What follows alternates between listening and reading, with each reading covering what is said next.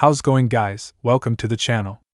In this video we are gonna see, what if Naruto was an orphan and got reborn through Remnant, Part 1.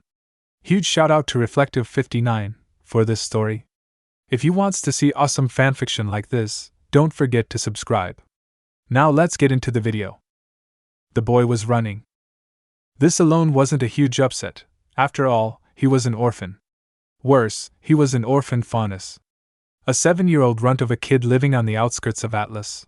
Running was the only way he knew how to survive.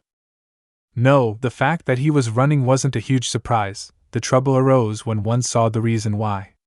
Unlike the other times, he wasn't running to keep a hold of whatever scrap of food he'd managed to steal or to escape the bigoted jerks who made up the Elysian police force. No, at that moment he ran for only one reason: fear. He had heard about them, of course, the Schnee Dust Company. There wasn't a faunus alive who hadn't heard of them, just as there wasn't a faunus alive who didn't speak about them without some level of either fear or hatred in their voice. At night, when he'd lie down in the abandoned alleyway he called home, the group would fuel his nightmares, and when he'd lie awake, too hungry to sleep properly, he prayed to whoever would listen that they wouldn't find him. Unfortunately, it would seem that his prayers had gone unanswered, as that time had come. He knew about their dust mines.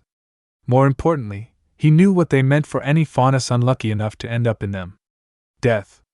Plain and simple. In those mines, they either worked you until you died, or you got lucky enough to escape. There was no middle ground, and he held no delusions of escape if he got caught.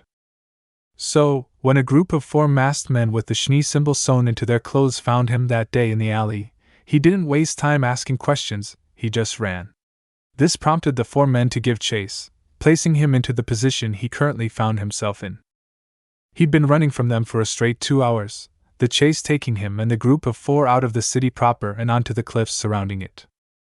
He was faster than them, of that there was no doubt, but the fully grown men had him outnumbered and had longer legs, so they were able to stay behind him, just out of reach as luck would have it. Unfortunately, his luck had just run out. Though it was true he had them beat in speed, it had been several days since he'd last eaten and his body was beginning to run out of steam. That wasn't to say he couldn't keep running, he'd kept moving through worse conditions, but the loss of energy made him sloppier. This would prove to be his undoing. Normally when he ran, he kept his tail wrapped tightly around his waist, keeping it clean and out of reach of any pursuers, but on this day, as he lost focus, he let it drop and trail behind him, suspended in midair as he continued move forward, never the wiser.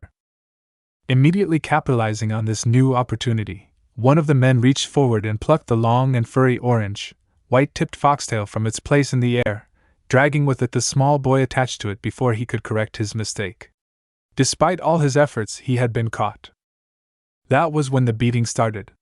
Punches, kicks, clubs of some sort, all impacted against the boy's tender flesh, bruising skin and cracking bones as they did.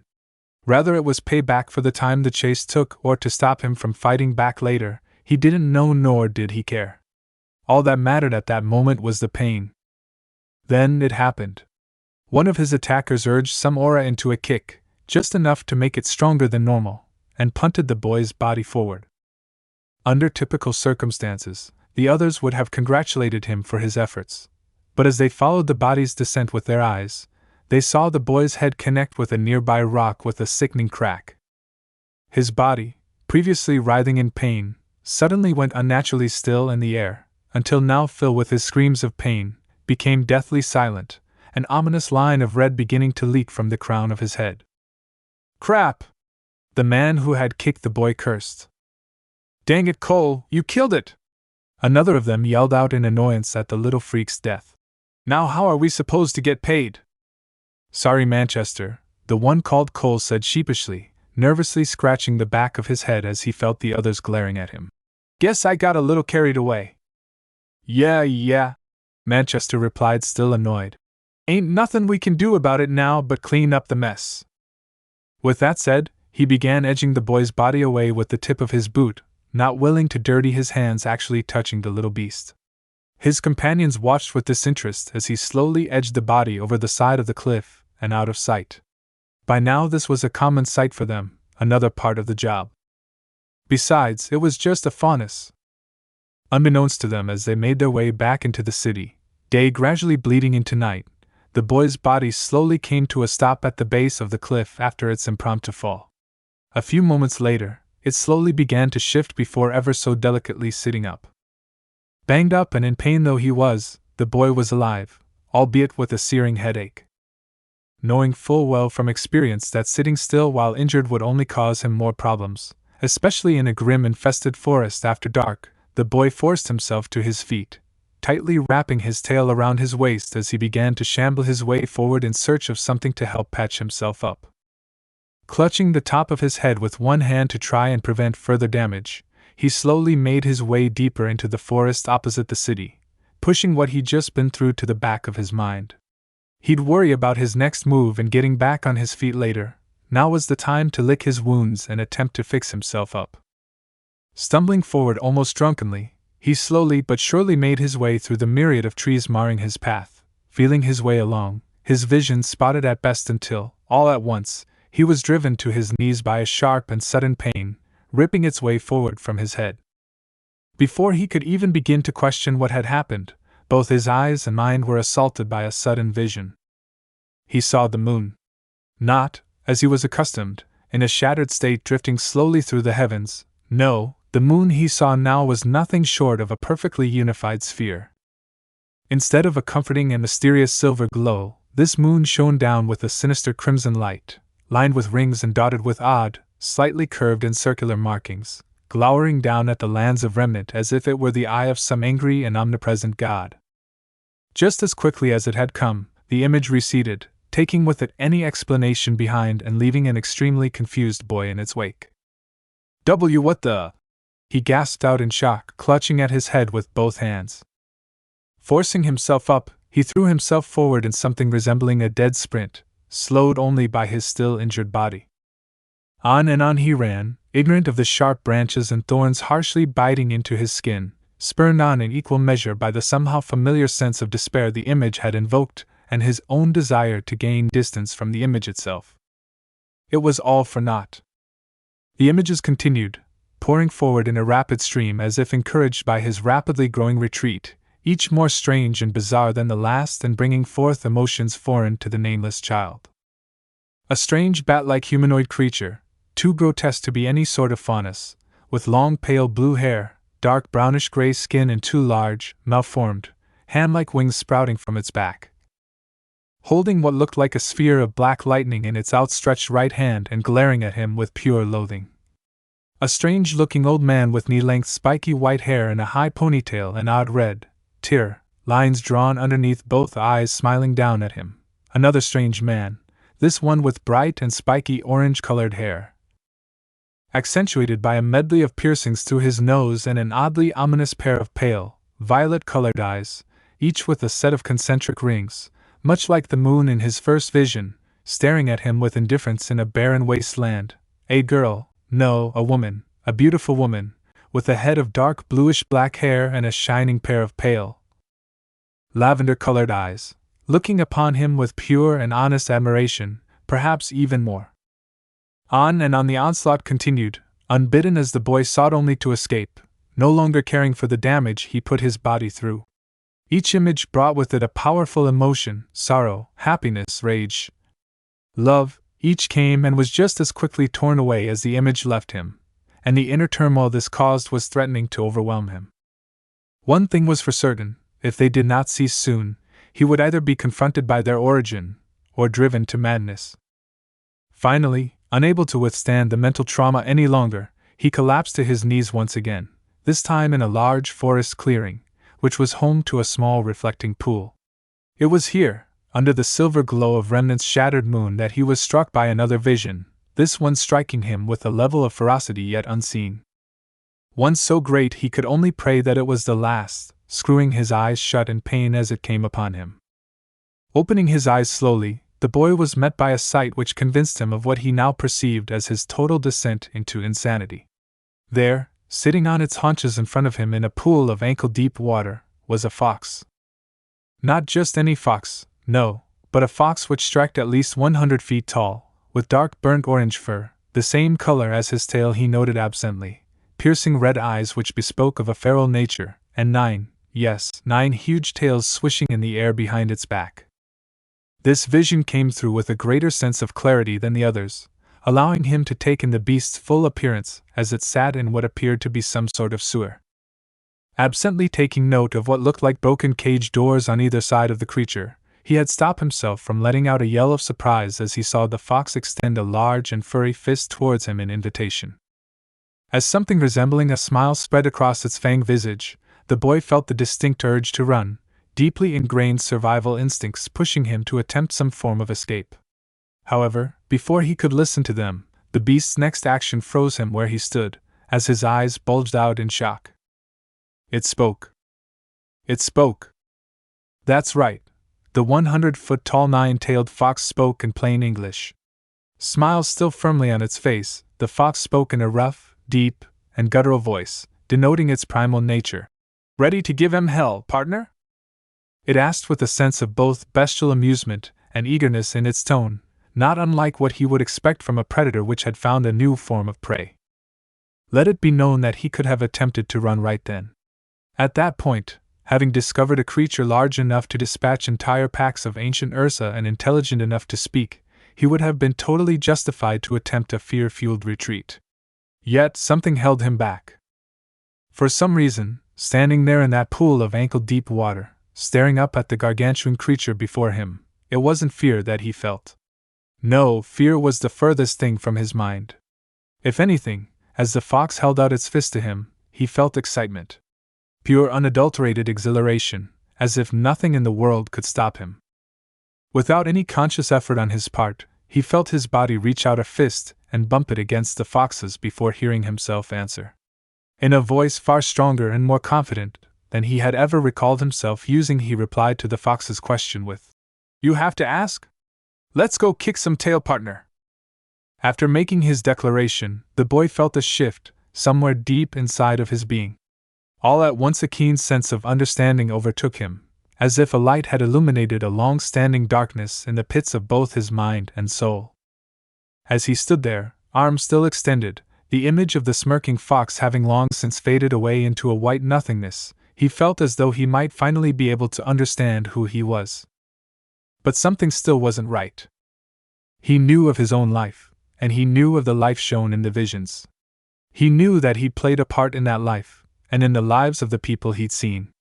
He understood he'd been a hero. But he didn't know who he had been. The information was there. He could feel it, just beyond his reach, but something held it back. Frustrated, he forced the nagging sense of longing he felt to the back of his mind until he could afford to devote his full energy to it. Shaking his head in a vain effort to clear it, the boy began to hobble his way forward before collapsing at the edge of the reflecting pool on all fours, exhausted both physically and mentally.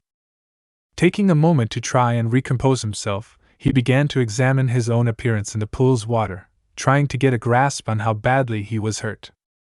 Battered, bruised, and covered in grime with a disturbing line of red marring the center of his forehead though he was still able to make out his most distinct features. Two deep, ocean blue eyes stared back at him from the water's depths, reflecting his exhaustion with the almost total lack of light behind them. His unmistakable head of bright and sunny blonde hair remained visible, even if it was matted down by a mix of dirt and dried blood. Finally, through the layer of dirt that covered him, he was just able to discern a set of 6 whisker-like marks overlaying lightly tanned, sun-kissed skin, 3 on each cheek, denoting his faunus heritage and giving him a slightly feral look. It was then that something strange began to happen. As he took in his own appearance, the visions that had forced their way into his consciousness began to resurface, stronger than they had at first. The longer he sat there, the stronger they became, seeming to resonate within him, practically screaming in their quest for some form of acknowledgement. On and on it built in his chest until finally, mercifully, he was left with a single outstanding message. It was a single word. Naruto. He said the word out loud slowly, as if testing it. It felt foreign and odd, and yet, at the same time, somehow familiar. With a sudden spark of recognition, a huge grin split its way across his face, as all at once everything seemed to fall into place. On an impulse, he dunked his head forward into the cool, clear water, clearing it of a large amount of the debris marring his visage. Resurfacing a few moments later, he threw his head back in an uproar of joyous laughter. Falling back onto his back, he called out for the entire world and even the heavens to hear. "My name is Naruto Uzumaki!" Lying there, staring up at Remnant's shattered moon, bathed underneath its silver glow, the previous nameless boy had no way of knowing. He had no way of knowing that on that day, seemingly like any other, the world of Remnant had gained a new champion. On that day, the legend of Naruto Uzumaki was not born, but reborn. After his brief rush of adrenaline had subsided, the boy, now going by Naruto, made an attempt at bandaging his still damaged skull, getting some use out of the cloth of the rags he considered clothes. Following his admittedly amateur attempts at self-remedy, he had allowed himself the luxury of falling asleep, self-assured that the mixture of his heightened senses and joyful thoughts would be enough to keep the resident Grim from taking a late-night bite out of him. Awakening a few hours later after the sun had risen, and after making sure that he still had all of the necessary appendages attached from the night before, the blond fox boy eased his way to his feet before slowly making his way deeper into the forest, mind still weighed down by the knowledge he gained the night before. After all, it wasn't every day you found out you were some kind of reincarnation. At least, that's what figured based on what he'd seen. It was an odd feeling, suddenly discovering you had once been more than one person. Contrary to popular belief, or at least those expressed by the more eccentric bums he had come across, it wasn't as though he had suddenly become another person. He remembered who he had been before he had become privy to his past life, and that part of him was still very much alive. If anything, it had gotten stronger, amplified by the access to the memories his other self provided. No, the nameless and orphan fox faunus he had been before this change wasn't going anywhere. The only real difference, if any, was far subtler, centering more on his physical being than his mental one. Even now, focused as he was on edging his way through the trees, he felt himself taking in his surroundings in ways he hadn't the day before, ways he hadn't even known he could. Every cell in his body giving him some form of input as he picked his way through the evergreen branches, beyond what even his ingrained animal instincts could give him. Every step, every sensation painting a detailed picture in ways that his eyes couldn't even imagine. But it was deeper than that. With every step his bare feet took, crunching over the sprigs of grass and dead leaves littering the ground, a deep sense of resonance would echo its way through his bones. As his fingers made contact with the rough bark or damp moss of the trees, he could swear he almost felt them pulse with some sort of unseen energy, responding to his touch. All in all, it was as if the forest itself was speaking to him, communicating with a part of himself which had not been present the day before. It wasn't too hard to guess where this connection had come from based on the memories that had flitted through his dreams, but that hadn't stopped him from being surprised. The idea that his training in senjutsu had carried over from his past life, alongside his survival instincts no less, shocked him. It made him wonder what else may have come along with it, to be honest. A deep rumbling noise, followed by a small wave of dizziness, quickly tore him away from his musings before he could delve into them any deeper. Not sensing any grim or wildlife in his immediate area, it took him all of half a second to find where the noise had come from. Once he'd figured it out, he immediately began searching for some method of quelling his ever-present and ever-growing hunger. Pushing his way forward, and avoiding some oblong-shaped, orange berries that his instincts screamed were bad news for some reason, he was lucky enough to stumble across a small bushel of apples while taking part in a pastime rare among the people of Remnant, i.e. looking up. Quickly shimmying his way up the tree which was home to the delicious red orbs, it wasn't long before the young fox boy was reclining on one of its thicker branches, happily and savagely tearing into their sweet red flesh. After eating his fill, he reclined against the tree's trunk with a contented sigh. From his perch, he had an excellent view of the forest clearing below, as he allowed himself to relax, simply enjoying the feel of the sun and warm air against the tender flesh of his still damaged body. Closing his eyes, he was just about to try and take a small nap when he was jolted back to full awareness by a feral and angry roar, just before he was made aware of his instincts screaming at him for attention. Inching his way forward, the boy was met with a sight that would have thrown any lesser man into hysterics. Standing there, in the center of the clearing, was a woman. She was a huntress if the twin blades she wielded were anything to go by.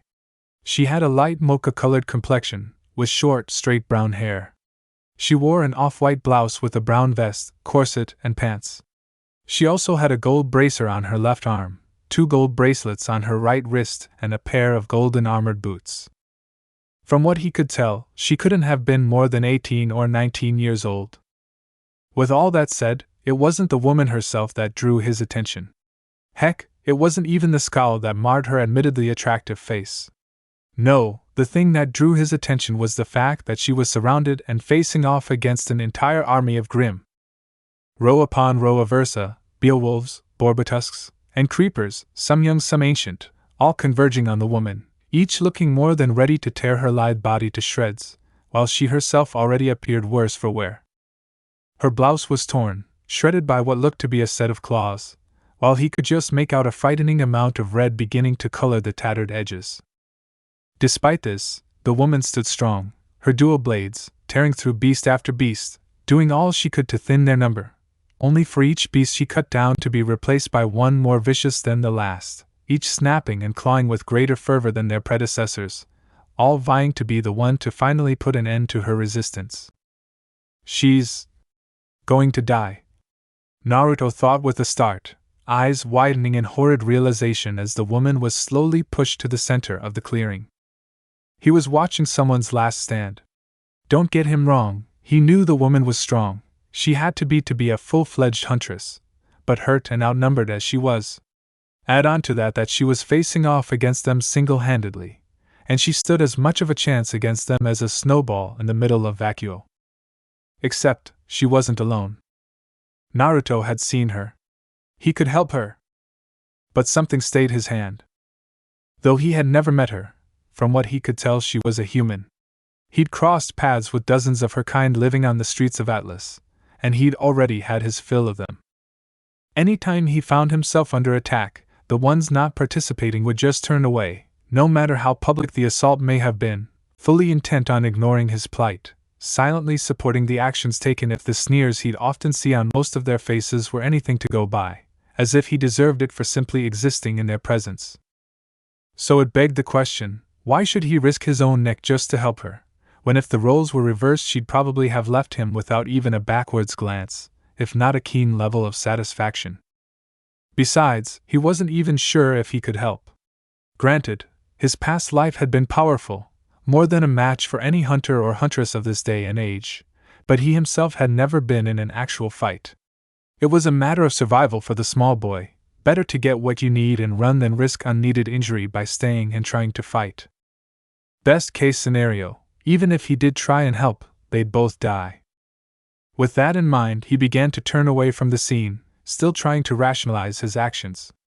She might make it, he thought to himself. He didn't know who she was, and he might have been underestimating her. Besides, he didn't even have a weapon, what could he do? As if his flesh itself couldn't stand his act of cowardice, his retreat was halted by a sudden and sharp pain in his hands. Looking down at them with confusion, he was shocked to see 10 sharp, vulpine-like claws jutting out from where his fingernails had been, seeming to gleam in response to his earlier questions, as if to say, "Here are your weapons, what excuse do you have now?"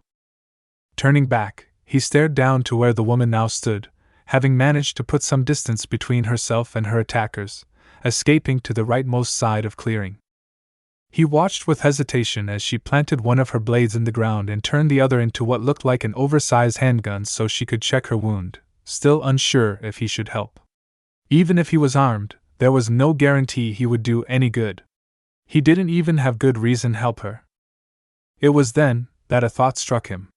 Whether it came from the presence of his past self or from deep within his own being he didn't know. He did have reason, it was just so simple he had overlooked it, lost among the medley of his conflicting ideals and emotions. He was Naruto Uzumaki, and he never abandoned anyone. He couldn't have left her there even if he had wanted to. It just wasn't in his nature to let people be hurt when he could do something about it. It never would be. With that thought in mind, he turned himself around fully, staring down as the woman and Grim charged at one another. A look of determination made its way to his face as he prepared to pounce. Clenching his fists, one final thought crossed his mind. Dear Aum, I wish I had a better plan than this. And with that, he jumped into the fray. Amber was not having a good day. It had started off simple enough. She had just gotten through with a mission to help defend an Elysian forest outpost from a particularly headstrong pack of beowulfs.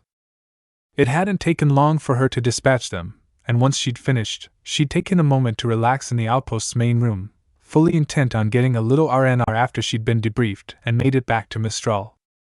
At least that had been the plan. What had actually happened was that a little after she'd sat down, she'd gotten an urgent message from Ashbin, saying he needed to speak with her in Vale as soon as possible.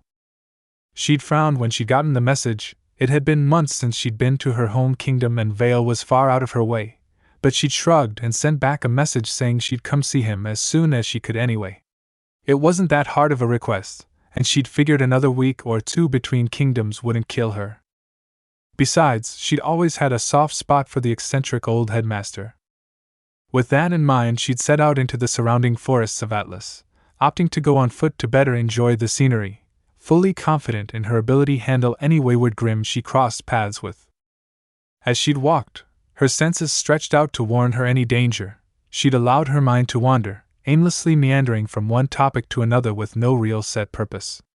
After a while, her thoughts began to drift to the reason Ashbin had suddenly wanted to see her out of the blue like he had. As nice as she knew he could be, the man rarely did anything without some purpose in mind, and for him to mark any message as urgent was concerning, to say the least. She had shaken her head to assuage her worries. Even if it was a little odd, it wasn't completely out of character for the white-haired man to call back old students. For all she knew, he just wanted to see how she was doing after her early graduation. It was that line of thinking that had landed her in the mess she was in. As she'd continued on, no real path in mind, her thoughts began to stray unbidden to memories of her late older sister, Coral Moon, and as joyful as some of them may have been, they did nothing to hide that the older sister she'd loved, her last living relative no less, was gone, leaving her alone. A huntress who had traveled and fought alone, Coral had been her hero, a paragon of what being a huntress meant, who had inspired her to pursue the profession herself. Alas, unbeknownst to her as she progressed through her third, and ultimately final, year at Beacon, Coral's life came to a tragic end, having been struck down by odds too great for even her to surmount. Dying in a last-ditch effort to defend the fleeing members of the wandering colony she had been sent to protect from the flood of Grimm seeking to eradicate it. As her thoughts had turned to her sister, and what had happened to her only a few months prior, she couldn't help the upwelling of emotion that came with the memories, the stark cloud of sadness they often brought washing over her in an unrelenting torrent. And that sadness had brought the Grimm. She'd been expecting them honestly, even as she delved deeper into her memories. As of late, the Grimm had seemed almost drawn to her, coming in greater numbers and attacking with greater ferocity than she'd ever experienced. Thoughts of her sister never failed to draw them forward, so when she'd had to dodge the wild swing of a beowulf as it caught sight of her, she hadn't exactly been surprised. What had surprised her had been the sheer number of Grimm that had appeared. Based on what she had seen recently, she had expected, at most, a larger-than-average pack of beowulfs or perhaps an even a larger-than-average group of Ursa, but this was far beyond what she had imagined. It was as if every Grimm in the area had decided to attack her at once. That hadn't stopped her from fighting, though. As more and more Grimm poured in, she'd given as good as she got, even after an Ursa had gotten in a lucky shot after her aura had begun to flicker. She'd continued to fight even as the odds against her increased, her twin blades slashing down one beast after another, as the battle tore its way through the forest, one thought spurring her on. Not like this. The battle had continued for what felt like hours as she cut down Grimm after Grimm, until they finally came to a stop in center of a forest clearing, just managing to put some distance between her and the encroaching horde. Her vision blurring, she planted one of her blades before changing the other to its gun form. Weapon ready, she placed the now freed hand to her still wounded side, withdrawing it only to see it slick, bathed in a dark crimson. She stared at it in shock for a moment, her mind almost unable to comprehend the sight of her own blood, despite her use of aura, before she clenched the hand in anger. Tearing her other blade from the ground, she transformed its partner back to its blade form with a practiced ease. Gripping them firmly in hand, she charged at the Grimm who, on some unspoken signal, did the same, fully intent on taking as many down with her before she fell. Only she wasn't alone. It happened so quickly that she almost passed it off as a blood-loss-driven hallucination. Then Ursa died. A small golden-orange blur had descended from the trees as she made her final charge, and had begun to tear into the Grimm. Launching itself from the Ursa it had killed before the beast faded to ash, it quickly put an end to both a Beowulf and another Ursa before making its way to her side, the older and smarter Grimm around them keeping their distance from this new foe and blocking the paths of their younger kin. Blinking, Amber looked at the small form that had landed next to her, making out a bright orange-white tipped foxtail and a head of sunny blonde hair as she did. "Kid, what are you doing here?" she asked, raising an eyebrow at what could only be a small faunus. The child, and at that size what else could he be, stretched his arms out to his sides, allowing her to see the claws present on each of his hands before answering. "Helping! Fight now, questions later, Kay?" Without waiting for her reply, the boy charged back into the recovering mass of Grimm, Amber following shortly afterwards, questions about her new ally pushed to the side in favor of her continued survival. "What were you thinking?" The woman, now identified as Amber Moon, practically yelled as she bandaged up his wounds. The fight had gone relatively quickly after they both dived into attack. Between her huntress training and his instinct-driven wildman tactics and acrobatics, they'd managed to kill off the majority of the evolved Grimm to the point that the rest of them had decided to retreat, probably evolving later because of the amount of brain power the action took. When it had become apparent that the fighting was over, they had dragged themselves and each other into the forest to recuperate, and patched themselves up with the pocket-sized medkit Amber kept in case of dire emergencies. He hissed when she tightened the gauze around his arm before turning around. "I was thinking you could use some help, lady," he said with some hostility, annoyed at her tone, as his eyes traveled to her recently bandaged side. "It didn't exactly look like you were doing so hot before I jumped in." Hearing the accusation in his voice, she sighed as she focused on securing the gauze around a wound on his arm. "Okay, first of all, I had it under control. Second of all..." "Bull." She blinked and looked up at the interruption. "Excuse me?" "I called bull on that," he said, standing up with his back to her. "You were going to die before I jumped in." "I was not!" she practically yelled. He turned around abruptly, giving her a look of aggravation as she felt sudden the need to avert her eyes as he seemed far older than he was. "Yes, you were. You almost died. I didn't want to watch it happen, I stepped in. End of story, now let's move on." Biting back a growl, Amber persisted. "No, it's not. You need to understand." "Enough!" She stopped short as the boy yelled, shocked at the amount of anger behind it, and the full-scale glare he had leveled her with. He took a breath to calm himself before continuing. "Look. I jumped in to help, you don't appreciate that I did, and now it's all over. End of story. See you if I see you. Bye." Having said his piece, the boy turned on his heel and began to walk away. "Wait!" she called before he got too far, forcing herself to a knee to be level with him. He stopped but didn't turn around. Taking that as a sign that he was listening, she continued. "Look, kid." "Naruto," he interrupted. "What?" "My name isn't Kid. It's Naruto." She took a breath. "Fine then, Naruto. It's not that I don't appreciate what you did, it's just..." He turned to face her as she grasped for words to match her thoughts. "I'm a huntress. It's my job to protect people like you. I'm not supposed to need help like this." Now, under most circumstances, Naruto would have been aggravated by the apparent arrogance of what the woman had said. Now, however, he could only raise an eyebrow in confusion. Something in the way she had spoken seemed off. It didn't come off as arrogance, at least not to him. Honestly, it sounded desperate, scarily desperate, like she was in denial that the idea of her being in need of help was even possible. Deciding to exercise a touch of caution based on his past life's experiences with distraught women, Naruto began to speak slowly. Listen, lady, you're not an immortal. It doesn't matter how much training you go through, you can still be hurt. That's just the way life is. You shouldn't feel ashamed for needing help. She looked up at him when he began to speak, silently asking him to continue. Not expecting her to actually listen to him, he started scrambling to scrape up some sort of continuation. Look, from what I've picked up, hunters and huntresses work in teams while training, right? He paused for her to nod before continuing. Well, you'd expect your teammates to watch your back, right? She gave another nod. Then that's all I was. A random teammate you didn't know you had. When he saw her about to protest, he waved her down before continuing. Look, I chose to help you. I didn't have to, almost didn't if I'm honest, but I did. If things had gone wrong, it would have been my choice that put me in the middle of it, simple as that, so don't worry about. Okay? Biting back the retort she had been about to throw his way, she stopped to consider his words. They did kind of make sense. Why would they train her with teammates if they didn't expect her to work with others every once in a while? Heck, she'd worked with Atlas personnel before, and they were far from hunter-level fighters. Speaking of lesions. Alright then, Naruto, I don't like it, but I can deal with it. He gave her a close-eyed smile. That's all I ask? With that, he turned and began to try and leave. Hold on a minute! He heard before he could get too far.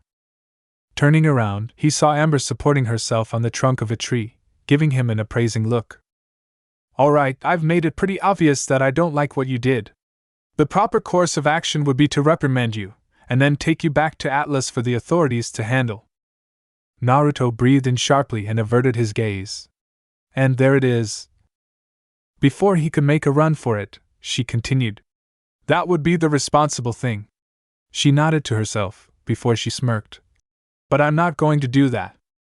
He looked up at her in surprise, before his face settled into a look of suspicion. Why? She frowned inwardly at his reaction, but the smirk on her face only grew wider. You helped a lot today, kid. What kind of person I would be if I turned in my new teammate? For backing me up? He raised an eyebrow in interest. Fair enough. So, with that in mind, it just kind of hit me. I'm going to be in these woods for a while, and I could use a traveling companion, who better than my new teammate? His eyes widened in surprise at the implication, but he couldn't help himself from questioning it. Are you asking to come with you? Her smirk turned into a full-on smile. You got it, little man. So, how about it? Naruto could only stand there in shock at the opportunity. Could he do it? Could he trust her? Granted, they fought together, but that was in the heat of the moment. If he agreed to this, it could be so much more. Could he trust this human woman not to shun him? Could he have a friend? He looked into her eyes, looking for any sign of deceit, or the usual hatred he saw in the eyes of the humans that came across, but found none. There was only kindness. And it was directed at him. What do I have to lose? With a wide smile he answered. It would be my honor, Amber Nichin. 9 years. It had been 9 years since that day, and in that time the boy now known as Naruto had grown. Gone was the tiny emaciated faunus boy that had been ran into the forest all those years ago. In his place stood a strong and capable young man ready to take on whatever the world threw at him. And it had all started with his impulsive trust in a human. Flashback. Despite the awkward start to their relationship, the two companions quickly grew to enjoy each other's company. As they traveled, Amber passed the time by telling her young charge stories of her times at Beacon and on the road. Never one to be outdone, Naruto had responded by telling her some of the more PG bits of his childhood in Atlas, such as his successful food raids and the times he narrowly evaded law enforcement. Amber paid close attention to his stories, his tones and style of speech bringing details to life with stunning clarity, just barely restraining herself from bursting into fits of laughter as he spoke of the more elaborate pranks and traps he had sprung to avoid capture. As much as they were in good humor, it didn't stop her from eventually bringing up one blaringly obvious question which dampened the mood. If you were doing so well, how come you ended up out here in the forest? The question was simple, if a tad blunt, bearing only curiosity. However, she could tell she had made a mistake when he had immediately clammed up. Seeming to curl into himself, he had responded with a quiet, "I fell," before walking on, refusing to say more. Attempting to read between the lines in the awkward silence that followed, Amber Piece managed to piece together a theory of what had actually happened before broaching the topic again a few days later, this time with far more subtlety. Reluctantly, Naruto broke down and told her the story in response to her gentle coaxing, minus the reincarnation Y parts, of course, against what he'd considered his better judgment. He had been afraid she wouldn't believe him over the shining reputation and credibility of the Schnee Dust Company, and would abandon him for lying. It wouldn't have been too much of a stretch. Her response had surprised him. Instead of getting angry and yelling at him for telling the ugly truth, she'd listened to every word he had said with an unreadable expression, calmly taking in everything and even asking questions to clarify at some points. When he was done, then she had gotten angry. "Those no-good, dirty, rotten, bigoted motherfu—" She cut herself off with a deep breath before she could say something she would regret. This was not the time to act rashly. She would need to keep her wits in this situation, and besides, no matter how tough he seemed to be, she shouldn't speak that way in front of such a young and innocent young chiel. "Curs," the boy said helpfully, noticing where she had left off. Well, she still shouldn't have lost her temper and talked that way, but the very idea of it infuriated her. How could anyone treat someone, let alone a child, the way these people had? And worse, it was a company she had bought her ammo from. She had never particularly liked the Schnee family. She had met their eldest daughter, Winifred, something like that, a girl a year or two younger than herself during last year's Vital Festival, and she could say with complete certainty that she had never met a more arrogant girl in all of her life. Even so, and even with all the rumors she had heard while at Beacon, she had never thought them capable of something like this, at least until now. She gave the boy in front of her an appraising look, taking note of the threadbare white two-piece Elysian jumpsuit he wore as it clung to his thin frame. It would have been too small for him if he weren't so skinny. Nodding to herself, she stood up, rousing the boy's attention from where he'd been sitting since he'd begun his tale. "All right then, NAR." She started using her nickname for him. "I've got a proposition for you." He gave a smirk. "Why, Amber, I know it's hard to resist my animal magnetism, but aren't you little old for 'em?" "Not that kind of proposition, you little jerk!" she screamed, punching him in the top of the head, a deep blush staining her cheeks. "OW, dang it, woman, take a joke!" he exclaimed, clutching at his abused skull. "Just my luck I'd come across the only pervy 7-year-old in all of Remnant," she grumbled, cheeks still dusted pink. "Are you ready to listen now?" Yeah, he mumbled. She took a breath. "All right then, as I was saying, how you would like for me to train you?" Seeing his confused look, she continued, a tad bit embarrassed at her own bluntness. "WL," she started awkwardly. "You just said you're out here because a bunch of jerks decided to attack you. I figured I could help you learn how to defend yourself a little better. I mean, you saw what happened with the Grimm. Imagine what you could do to a pack of goons with some actual training under your belt." She smirked as she watched the boy's confused look morph into a downright predatory grin, as he cracked his knuckles. "Bring it." From that day forward, she had attempted to train him in the ways of the hunter. Attempted because, at her own admittance, she had never tried to teach anyone before him. Despite her lack of teaching experience, he quickly made up for it with his desire to learn. She had only planned to teach him a few basic moves, something to refine the instinct-driven fighting style she had seen him use against the Grimm, but he had blown through those in less than an hour after she'd first shown him, leaving her slack-jawed as he mastered fighting maneuvers that took students in schools like Signal weeks to get a decent grip on. Each day continued on in much the same way. Blade work, marksmanship, strategy, he absorbed it all like a sponge before coming back for more. Heck, near the end she'd ended up teaching him to read and write, not just because he needed, but because she couldn't think of anything else to try and teach him. This went on for 3 weeks, until, finally, their time together had come to an end, saying their goodbyes at the gate leading into Atlas city limits. "You sure I can't convince you to come with me?" she asked just outside the guard station. "At the very least, I can probably swing you a decent place to stay in the city. They have some pretty nice apartments for cheap around town, if you know where to look." He only smiled. "Thanks for the offer, AMB, but I've been down that road before, he said, thinking about his past life's living arrangements. I think I'll stick to the great outdoors for a while, see how I make it on my own out here, you know? Seeing the indecision in her eyes, he gave her arm a light slap. Hey, don't worry about me. I'll be fine. I'm a pretty tough guy in case you haven't noticed. Besides, I've been trained by one of the best, remember? She gave a small smile. And don't you forget it! Which reminds me, I've got a couple of presents for you. Raising an eyebrow in confusion, it quickly turned to shock as he watched her take the X-shaped sheath that housed her segmented twin gun blades, unnamed as of yet, and hand them off to him. Taking a hold of them, he began to stammer at the gesture. But what will you use? You're good, but you need a weapon way more than I do. He quickly tied to hand them back. She waved him off, gently pushing the blades back into his arms. Don't worry about it. They never really fit my style anyway. I'm more of a mid to long range fighter, you know that. I'll pick up a staff or something later on. It's no big deal. Besides, she smirked. You've trained to be a hunter.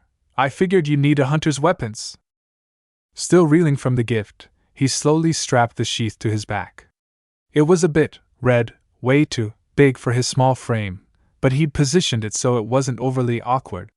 He'd grow into it later. I'll do you proud, Ambernichin, he said with a salute. Barely stopping herself from cooing at how cute the sight was to her, Amber continued. I know you will. Now close your eyes, I got one more present for you. Trying hard not to make a joke, the reincarnated foxboy did as he was told as he felt the girl place 2 fingers on the center of his forehead, listening as she began to chant. For it is in passing that we achieve immortality.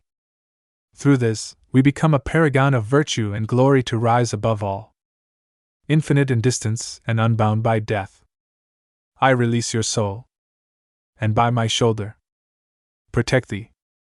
It started off slowly, nothing more than a warm sensation in the center of his chest, but as she finished her small speech, it rapidly expanded before practically exploding outward and encompassing the entirety of his body. Whoa, he breathed, barely able to comprehend what he just felt. Amber smirked. Whoa indeed, little man. That right there is your aura, not bad, right? Not bad at all.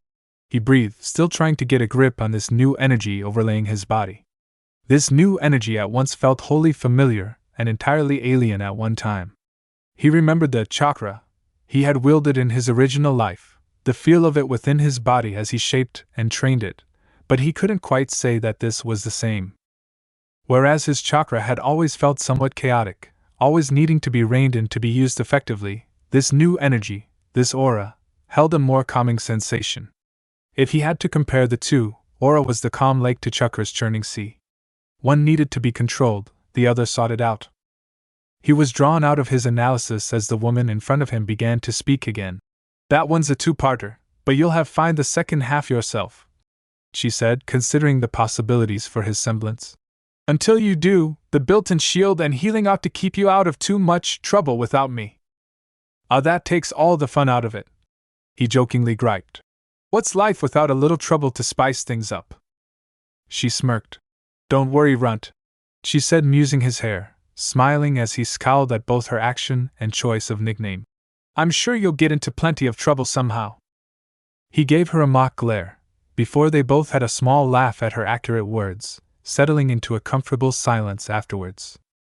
Without warning, Amber ended the moment, planting a soft kiss on his forehead, surprising him as she spoke. Take care of yourself, little brother. I know you'll make me proud, so try and stick around long to tell me about your adventures later, okay?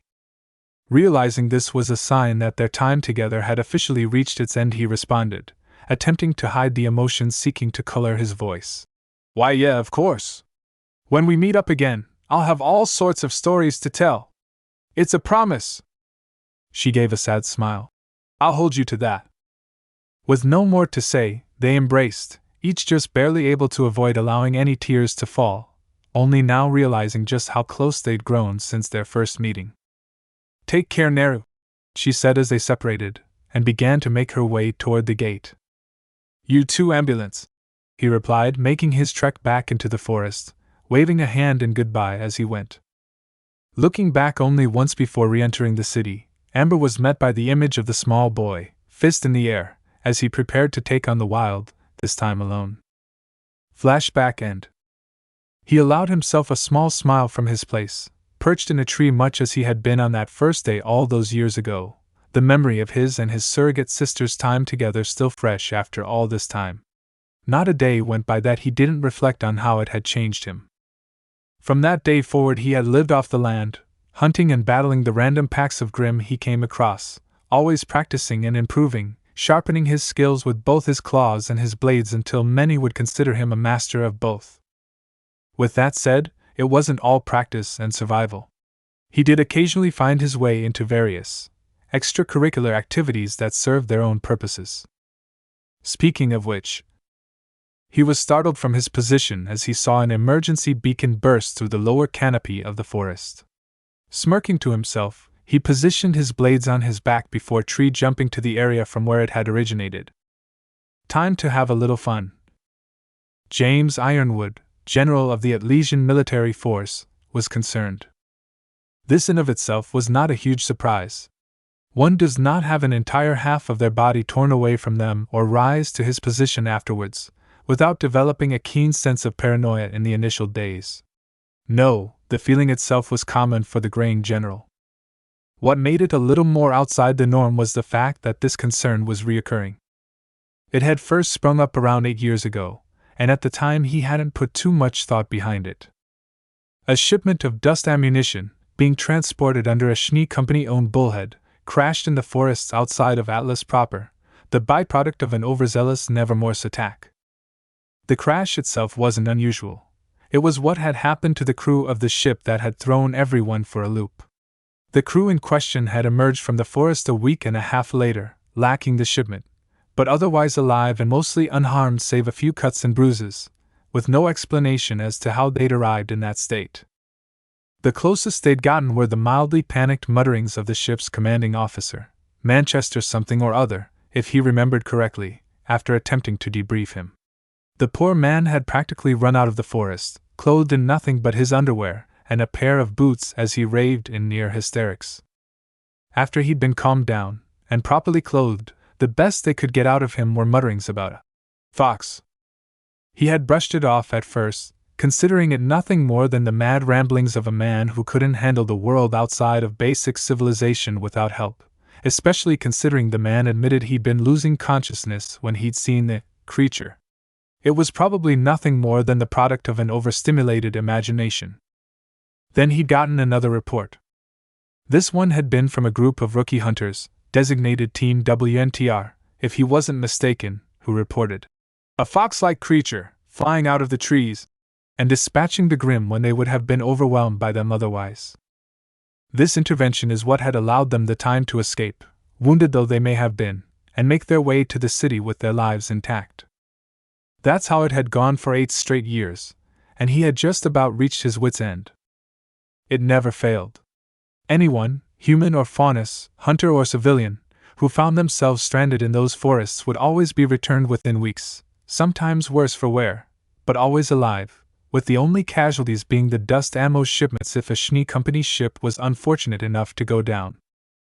After they returned, those involved in the crash would always speak of a fox-tailed creature leaping from the trees, to the point that this being had become an urban legend. The flying fox of Atlas. One he had yet to see proof of.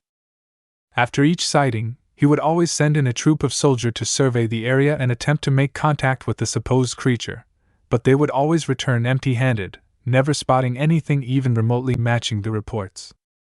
Though he hated to doubt the word of any hunter or huntress, some whom he had trained personally, he still found it hard to believe that there was something living in the forests aiding those in need. It sounded like some sort of fairy tale for Alm's sake. Though he had learned that some such tales held more truth than he'd once believed, he still couldn't quite trust the reports at face value in the same way. At least, not without seeing for himself. So, when he caught the signal of an emergency beacon in the wooded area the fox had seemingly been most active in, it provided him the perfect excuse to go out and search for some much-needed answers. Now, if only he could stop himself from feeling like such a heel about it. Again, sorry about this, Just let me and my troops handle this, and I promise I'll show you the best sights Atlas has to offer, I swear," he said as he maneuvered his personal airship to the emergency beacon's last location, his voice an odd mix of guilt and familiarity. His white-haired companion merely gave him a placating look, before waving off the apology. "Not to worry, James, I have plenty of time before I need to make my report to the council," he said, his voice coloring with a hint of annoyance at the last word, before lightening at his next thought. "Besides, anything that gets you this excited must be more than worth the trip over, at the very least." The good general barely restrained himself from nervously scratching the back of his own head, a light dust of pink coloring his cheeks. Was he really that easy to read? The bespectacled man smirked at his friend's reaction, glad to have set his old teammate's mind at ease. Taking a sip of his favorite brew, his signature cup of coffee now occupying a thermos, he allowed his mind to wander on the possibilities for their destination. Though he had spoken mostly in jest, trying to set the other man's mind at ease, he'd be lying if he said whatever had his old teammates so agitated wasn't intriguing. His surrogate brother was nothing if not the quintessential military man, always attempting to maintain a strong air at all times and only relaxing, however slightly, when amongst friends. For something to have him this out of joint, even if they were alone, piqued the older headmaster's interest quite a bit. Settling the ship down in a small forest clearing near where he had picked up the emergency beacon's signal, Ironwood allowed the small contingent of troops he had brought for the mission to disembark from the main body of the ship, as he and Ashbin followed from their place in the ship's cockpit. Both men's faces had grown somber, as they prepared for what they were likely to see. It was an unspoken understanding amongst active duty hunters that an emergency beacon was only to be used in the direst of situations. More often than not, when one was activated, it wasn't to save whoever had fired it off. It was to finish off whatever had managed to do them in, and clean up the aftermath. Approaching the forest clearing, they took note of the signs of struggle, following them further into the forest as they did. Jagged claw marks and bullet holes riddled many of the surrounding trees, a discarded child's doll and a shredded picnic blanket flung carelessly to the side telling the story of what had happened far better than words ever could. Making their way forward, the group was suddenly halted by a sight which shocked all of them speechless. There, body pressed against a tree, surrounded by a loose half-circle of 4 Beowulfs, was a hunter. A Mistralite if his garb were anything to go by, the man appeared to be in his early to mid-50s with a graying head of hair and beard, clutching at his right side with his left hand, the darkening fabric of the garment leaving no question as to what ailed him. To make matters worse, crouched behind his other outstretched arm were 2 young children, a boy and girl, each no older than 3 or 4, clinging to one another for comfort, as the man sought to protect them. Quickly forcing himself to regain his composure, Ironwood immediately began trying to take control of the situation, silently signaling his men to surround the area in a perimeter to kill the Grimm as efficiently as possible, while they still held the element of surprise. Seeing them move into position, he raised his arm from his place in the foliage, preparing to issue the order to fire as he saw his soldiers take aim. He needn't have bothered. Just as he was about to give the order, a vaguely humanoid-shaped blur shot down from the overhanging foliage, segmented blade already extended, quickly impaling one of the beasts with the speed of his descent before anyone could even process his presence. Having gained the pack's attention, the figure straightened before they had the time to react, rapidly switching his blade to its gun form with a practiced ease and training it on the leftmost Beowulf, only taking time to utter a simple warning to the wounded hunter and children. "Cover your ears!" Before firing, the point-blank dust bullet quickly piercing the Grimm's skull as its assailant turned his attention elsewhere. Seeing its pack mates go down so easily, the third Beowulf let loose a roar of rage, taking a wild swing at the yellow-haired animal man that dared attack its kin. Unseen to his silent audience, the boy smirked as the beast made its move, not even turning to face the beast as it attacked. Instead, as the beast swung, the boy simply held up an aura-laced forearm, allowing it to bear the brunt of the punishment as the attack was stopped dead in its tracks. Before the Grimm could make another attempt, the boy had already latched onto its still outstretched arm, quickly flipping it over his shoulder and onto its back. Without hesitation, he proceeded to smash his fist into the now exposed flesh of its neck, killing it instantly as the strength behind the blow allowed it to pierce cleanly through the beast and leave cracks in the ground beneath. Seeing this new predator's back turned, the final Beowulf, an alpha if the extra bone spikes were any indication, chose to learn from its predecessor's mistakes, choosing to make a mad dash at the small trio that had been its intended targets in the first place, rather than try and fight the stronger creature. This had been a mistake. Just as it had made its leap at the three, it found its momentum abruptly halted by a sharp tugging around its neck. The young faunus had been quick to respond to the beast's renewed attempts on the three victims, instinctively clicking a button on his drawn weapon, transforming it as he swung. At his urging, the segments of his blade quickly extended into a whip-like form connected by chain links, latching onto the charging creature and halting its advance, even as the beast thrashed for freedom. "Not going to happen," he growled, before giving the handle of his blade a sharp tug, jerking the still struggling creature back with a grunt. With no hesitation, the boy popped the claws on his free hand, rapidly spearing it through the back and out the chest of the beast as its once thrashing body quickly slowed before melting away to ash. His task done, the boy slowly sheathed his blade, taking time to crack his neck before turning his attention to the children and their injured protector.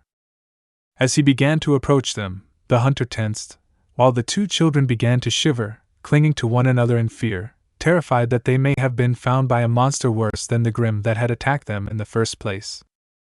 Unseen, Ironwood and his men tensed, watching for any sign of hostility out of what they presumed to be the infamous Flying Fox. Ojbin only looked on in interest. Kneeling as he got within arm's reach, the boy directed his next words to the wounded hunter. "Hello there," he said in a calm tone, offering a small smile in hopes of setting the trio at ease. "I'd like to try and patch you up if you'll let me." The hunter gave the faunus in front of him an appraising look, before he nodded, watching as the boy slowly reached inside his jacket and withdrew a med pack with a severely scratched surface, retrieving a roll of gauze to treat him a few moments later.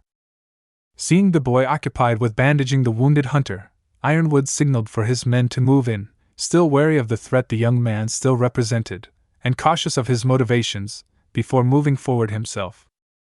This was an unwise decision. Not even a second after his men had begun to move in, the boy had drawn one of his blades, quickly transforming it into its gun form and training it on his position. His men all tensed as he drew his weapon, halting their approach as they trained their rifles on him, while the boy himself only continued to glare in his direction, never once showing any sign of lowering his weapon. Seeing his action, the general decided to err on the side of caution and attempt an act of diplomacy. Making no sudden moves, he slowly began to make his way forward with his hands raised, both to wave down his men and to assure the young man that he was unarmed, Ojbin following closely behind. Though he did not lower his gun, the young man's eyes did flit to him as he approached, looking upon him with more caution than outright hostility. Whoa, we come in peace." He started off good-naturedly, hoping to set the young faunus at ease. "We just want to help, maybe have a little chat, especially now that you're here. Look, I'll start, my name is—" James Ironwood, the boy interrupted, aim still trained on the older man. "I'm aware." Now don't misunderstand, in truth, Naruto held no real animosity toward the good general, his time with Amber having long since whittled away at the majority of his distrust towards humans. Having said that, there was something about the man that just unsettled him. Maybe it was the good general's fascination with machinery that set him on edge, how he always seemed to be tinkering away, working to improve upon machines designed to replace human soldiers. Make no mistake, the reasons they were built were sound, saving lives while still ending battles with the Grimm, but something about relying on soulless automatons, beings lacking emotions but programmed for absolute loyalty, and the completion of missions without question. The idea of relying on beings so heartless made his skin crawl. It seemed far too inhumane, far too Danzo. Looking back on his time in Atlas, memories long since burned into his mind, he always remembered feeling uncomfortable whenever he caught sight of the general's eyes on the monitors overseeing the military's public weapons displays. Only now, with the memories of the former Naruto clear in his mind, did he understand why. He recognized that look in the man's eye, had seen that spark of ambition before, hidden though it may have been, once, as he stood debriefing the shinobi council, shining in the lone eye of the crippled old warhawk. The man before him was nowhere near as jaded as Danzo had been, and more than likely was far less willing to sacrifice any and all of his soldiers to achieve his own end goals. But the fact remained that there were similarities between the two, and that enough to make the reincarnated boy more than just a little wary of the graying older man. He was pulled from his ponderings as the man in question cleared his throat. Yes, well, the man began again, somewhat awkwardly, unaccustomed to being interrupted. Be that as it may, I'd say we have bigger issues at hand than names at the moment, he stated, looking pointedly at the tile behind him before locking eyes with the young faunus. He held the general's gaze for a solid moment, before shifting his attention to the trio of people behind him, taking special note of the red spot beginning to stain the bandages of his quick patch job, and making his decision. Agreed, he said before moving to help the wounded hunter up. I assume you and the 4 drones you have hidden in the forest have something a little more long-lasting to help him out. Of course, Ironwood responded with a slight nod, silently cursing. No wonder the boy had seemed so hostile after they first made their presence known. His senses must have picked up on the soldiers once they'd targeted him. This was not good. Silently, at their general's signal, 2 of said drones moved forward, one quickly allowing the wounded hunter to rest the majority of his weight on him. Before the guard began to escort him back to the ship, the hunter locked eyes with Naruto before nodding at him. Thanks for the help, kid. Once I'm back in one piece, look me up, I'll buy you a drink. With a smirk, the boy nodded his head, you bet. As he was taken away, the other guard moved to take the children as well. Their reaction was less hospitable. The girl quickly began crying as the man approached, while the boy, presumably her older brother, shot the guard a nasty glare, or at least as nasty a glare as a 4-year-old could manage, before planting his feet. The guard recoiled slightly at their reaction, genuinely confused on how he should proceed. Unwilling to forcefully grab a pair of children, especially with his boss watching the interaction, he began to looking to his peers for help, but they seemed as baffled as he felt. Usually civilians were happy to see them after they'd been attacked. They'd never really met anyone resistant to their help, let alone a pair of kids. Surprisingly enough, relief came in the form of the flying fox. The blonde fox faunus, uncaring of the eyes that followed him as he walked, slowly making his way towards the children. The 2 visibly relaxed as he drew closer, the glare on the boy's face melting into a look of relief, as the girl's harsh sobbing gradually wore down into mild sniffling. Kneeling down to their level, he gave them a small smile before speaking in a surprisingly gentle voice. Hello there. What are your names? The smaller boy gave him a wide grin. Burn Black, pleased to meet you, he stated happily, all previous hints of anger gone. And this is Rosalia. Say hi, Ro. Hello. He barely heard the little girl squeak, her tone far more subdued than that of her brother. Naruto nodded kindly. It's very nice to meet you both, officially I mean. Now then, Vern, Rosalia, would either of you mind telling me why you don't want to go with the guard? Vern looked at him in outright confusion. What dash? Because they're bad guys. While the other legions in the clearing stared at the boy in disbelief, Naruto, and unknown to him, Ashbin, only raised an eyebrow at his words. Looking at Rosalia, it was plain to see that she agreed with her brother, if the slight nod she gave at his words was any indication, confusing everyone further. Deciding the direct route was best, as he always did, Naruto just up and asked the question that had sprung to everyone's mind. What makes you say that? They tried to attack you, the boy declared, as if it explained everything. Come again?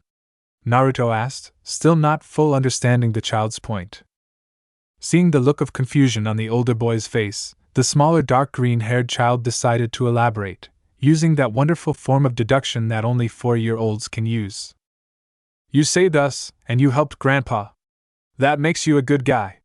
But those other guys? All they did was point their guns at you. They wanted to hurt a good guy, so they must be bad guys. The boy nodded to himself as he finished, admittedly a little proud of himself for having figured out who to trust so easily. Naruto, on the other hand, could only blink at the younger child, not really knowing how else to respond to what he just heard. Taking the older boy's silence as reason to continue, the younger boy chose to do just that. I mean, sure, Grandpa's tough enough to take care of himself against these guys if he needs to. That's probably why he went with them in the first place, so he could beat them up when they didn't see it coming. But let my little sister go with them? No way! Naruto could only blink again as the child stared up at him, obviously proud of his observation skills, and looking for some sort of approval. Rubbing a hand over his face, he tried to think up the best way to respond to this. He couldn't outright tell the kid he was wrong. His thought process did make a certain level of sense, especially for a young child unfamiliar with the area, and it might come back to bite him later on, especially if he wanted to convince the kid to follow the guards. At the same time, he couldn't just let the kid go on thinking like this. Not only would he not follow the guards now, it might cause unneeded headaches for the authorities further down the line if this sort of thing happened again. It was best to just nip this in the bud now.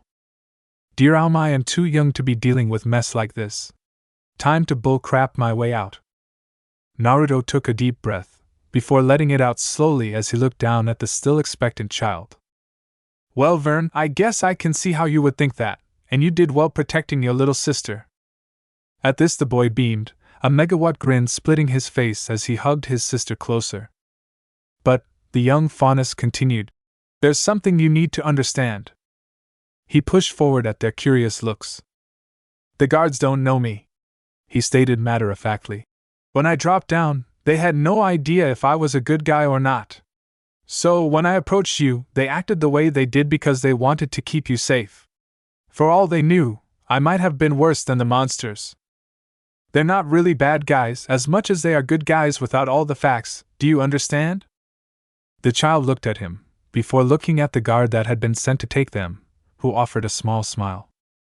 Looking back at Naruto, the child nodded, before walking over to the guard, pulling his sister along with him. I guess that makes sense. The guard let out a breath as he moved toward them.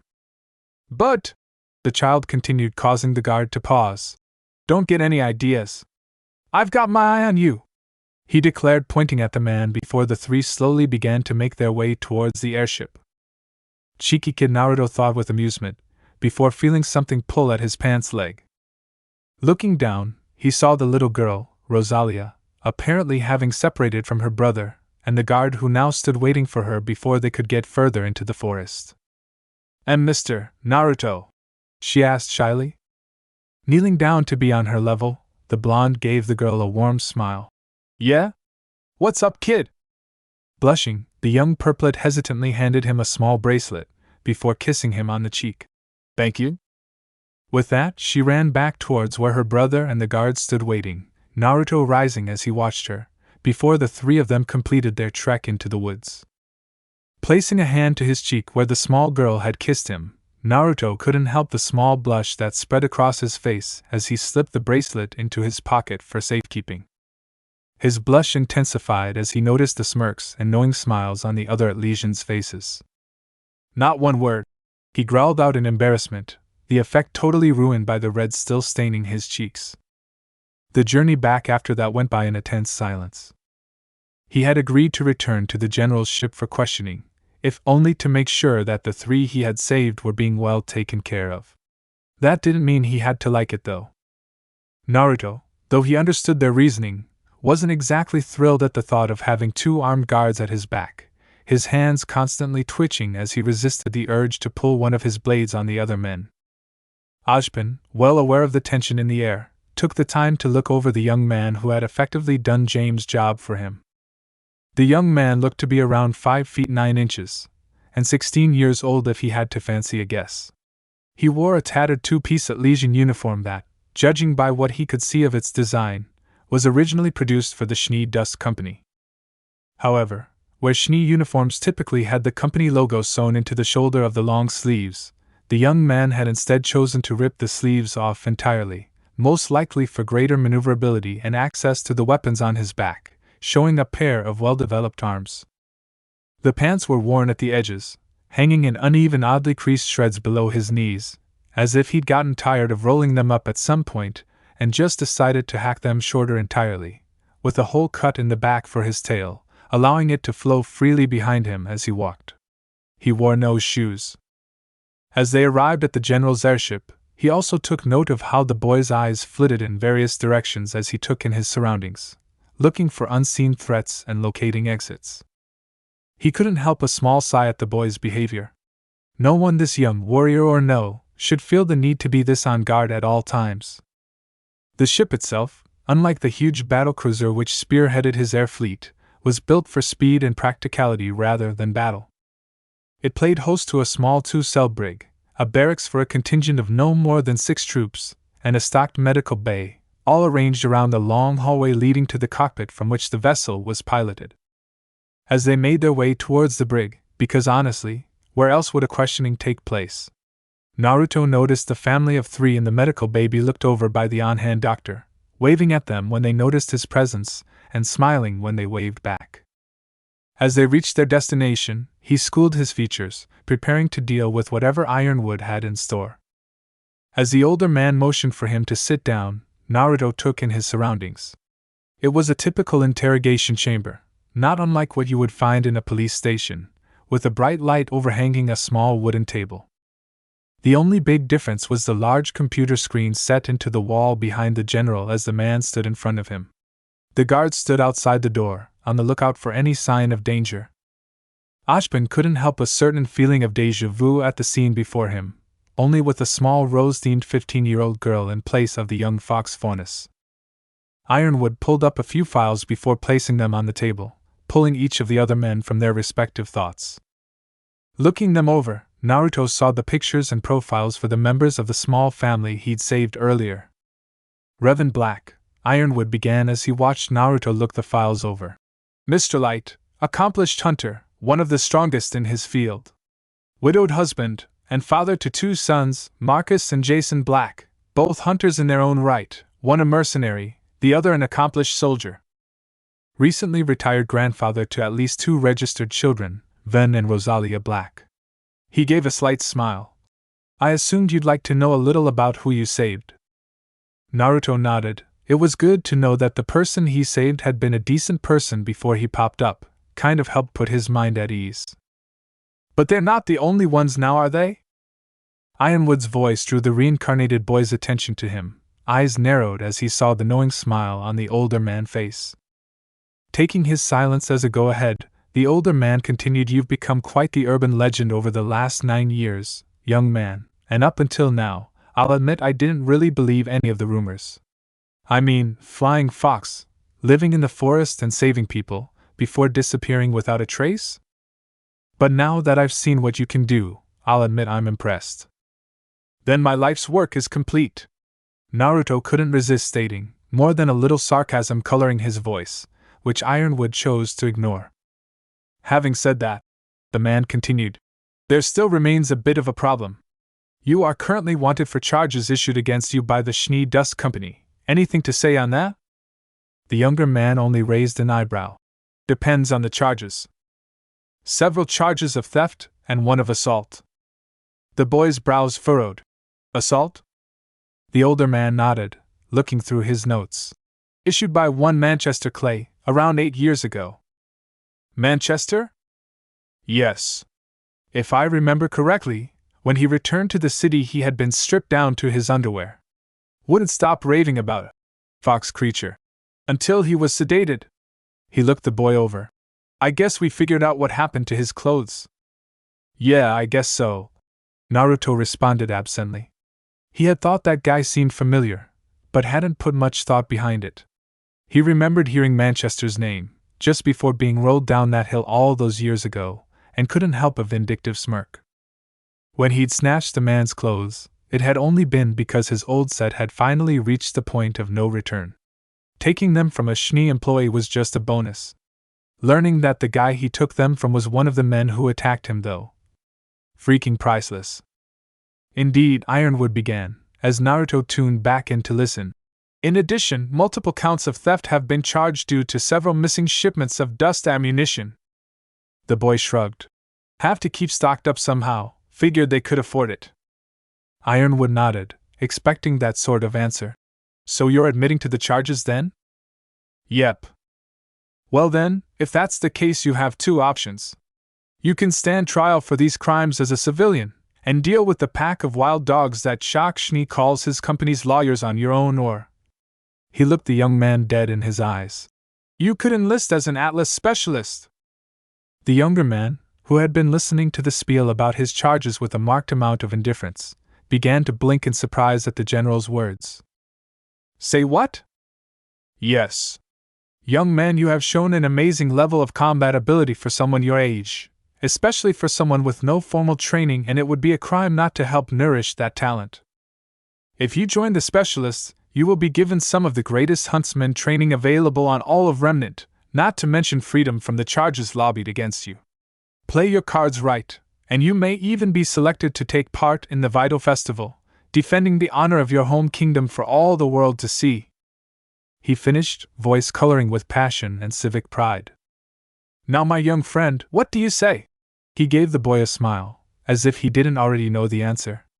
Who in their right mind could pass up such an opportunity? He might as well add the boy's name to the New Year's roster right now. I'll pass. Wait, what? Excuse me? The general asked, unable to hide the widening of his eyes at the boy's casual dismissal. I said I'll pass. The boy repeated simply. I'm doing fine on my own out here, not too interested in becoming some white-clad GI for hire, so thanks but no thanks. But what about the lawyers? We have to take you in for that now. How are you going to get around them? He was grasping at straws now. He needed the boy to accept. The young man before him was strong, with untold amounts of potential. There was no telling how much good he could do for Remnant with training. If he grew that power while under the service of Atlas, well, that was a bonus. Simple, Naruto stated calmly. I won't. At the man's look, Naruto let out a sigh. Look, I'll put it like this. Did you ever stop and ask why I was living out here alone in the first place? He asked rhetorically. I lived in Atlas. I know how it runs. I ain't dealing with that again. I'd rather take my chances with prison. Least anyone in there who wants you dead is decent enough to be straightforward about it. But Ironwood started to argue. But nothing, Naruto interrupted. You gave me my options, I made my choice, case closed. Well, if you're sure. I am, Naruto stated with finality, nodding his head. What if I were to tell you that there was a third option? Ashbin asked calmly, entering into the conversation for the first time, drawing both of the younger men's attention to him. Naruto gave the white-haired man a curious look, having largely disregarded his presence until now in favor of focusing on what he'd seen as the bigger threats. I'm listening.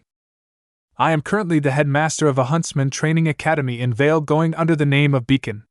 Normally, students have to complete a number of years in a lower training academy before they are even allowed to apply, but there have been exceptions in the past. If you're interested, I may be able to add you to this year's student roster. Ironwood sprang to his feet, angered by the proposition. Now wait just a dang minute there, Oz. He's an Atlesian citizen who has made it abundantly clear that he has no desire to reside in said kingdom. Being as that's the case, the least I can do is provide another option while I am able. If there is one thing we can agree on, it's that he has amazing potential. You said it yourself, it would be a crime not to help nourish it. Well, that's true, I suppose, the general admitted grudgingly. Ashbin nodded. Indeed. Besides, this really isn't up to us anyway. What are your thoughts, young man? As he asked this, he turned his attention to Naruto, who, up until now, had been going over his options in his head, while the two men had branched off into their own discussion. The way he understood it, he now had three options. A. Jail. Not much he could add to that one. B. He could enlist as an Atlesian specialist and have to deal with the throngs of civilians, soldiers and politicians smiling in his face while looking at him like he was some sort of scum. Story of his lives. Or option C. The unknown. Well, heck, when you put it like that. Looking Ashbin dead in the eye, Naruto spoke the words that would define his future. I'm in, he said with confidence. When do we leave? After 2 hours, Naruto had come to deeply understand one thing about himself. He absolutely hated flying. It had been 2 weeks since Ashbin had first recruited him as a student of Beacon, and Naruto had spent that time getting reacquainted with society. He had traded his stolen and tattered Shinee Company jumpsuit in for an outfit that fit his style a little better, using a stipend that Ochben had given him to buy school supplies and other necessities once they reached Vale. At the moment, he wore a pair of orange cargo pants with a black stripe down the sides and an unzipped black hooded leather jacket with an orange winged fox head on the back, paying homage to his impromptu moniker. The latter was stitched together using orange trim, with a pair of black sandals and a mesh undershirt, not unlike what he'd worn in Konoha, tying everything together. The bracelet the little girl, Rosalia, had given him now hung around his neck on a string as an impromptu necklace, a memento of his last rescue in Atlas, for now. Since he didn't really need to pay for lodging, still preferring to sleep under the stars rather than in what he felt were overly padded beds, he had only spent half of what remained on clothing and supplies, pocketing the rest in preparation for the upcoming year. Presently, he was on a Vale-sanctioned bullhead hired to transport his class to Beacon, all the while cursing the school's choice in transport, as he furiously tried to stop himself from groaning. Now make no mistake, his discomfort didn't stem from anything as simple as, say, airsickness, like what was currently afflicting the slumped-over and groaning form of the armored blonde boy sitting next to him. No, his problem was much more deeply rooted.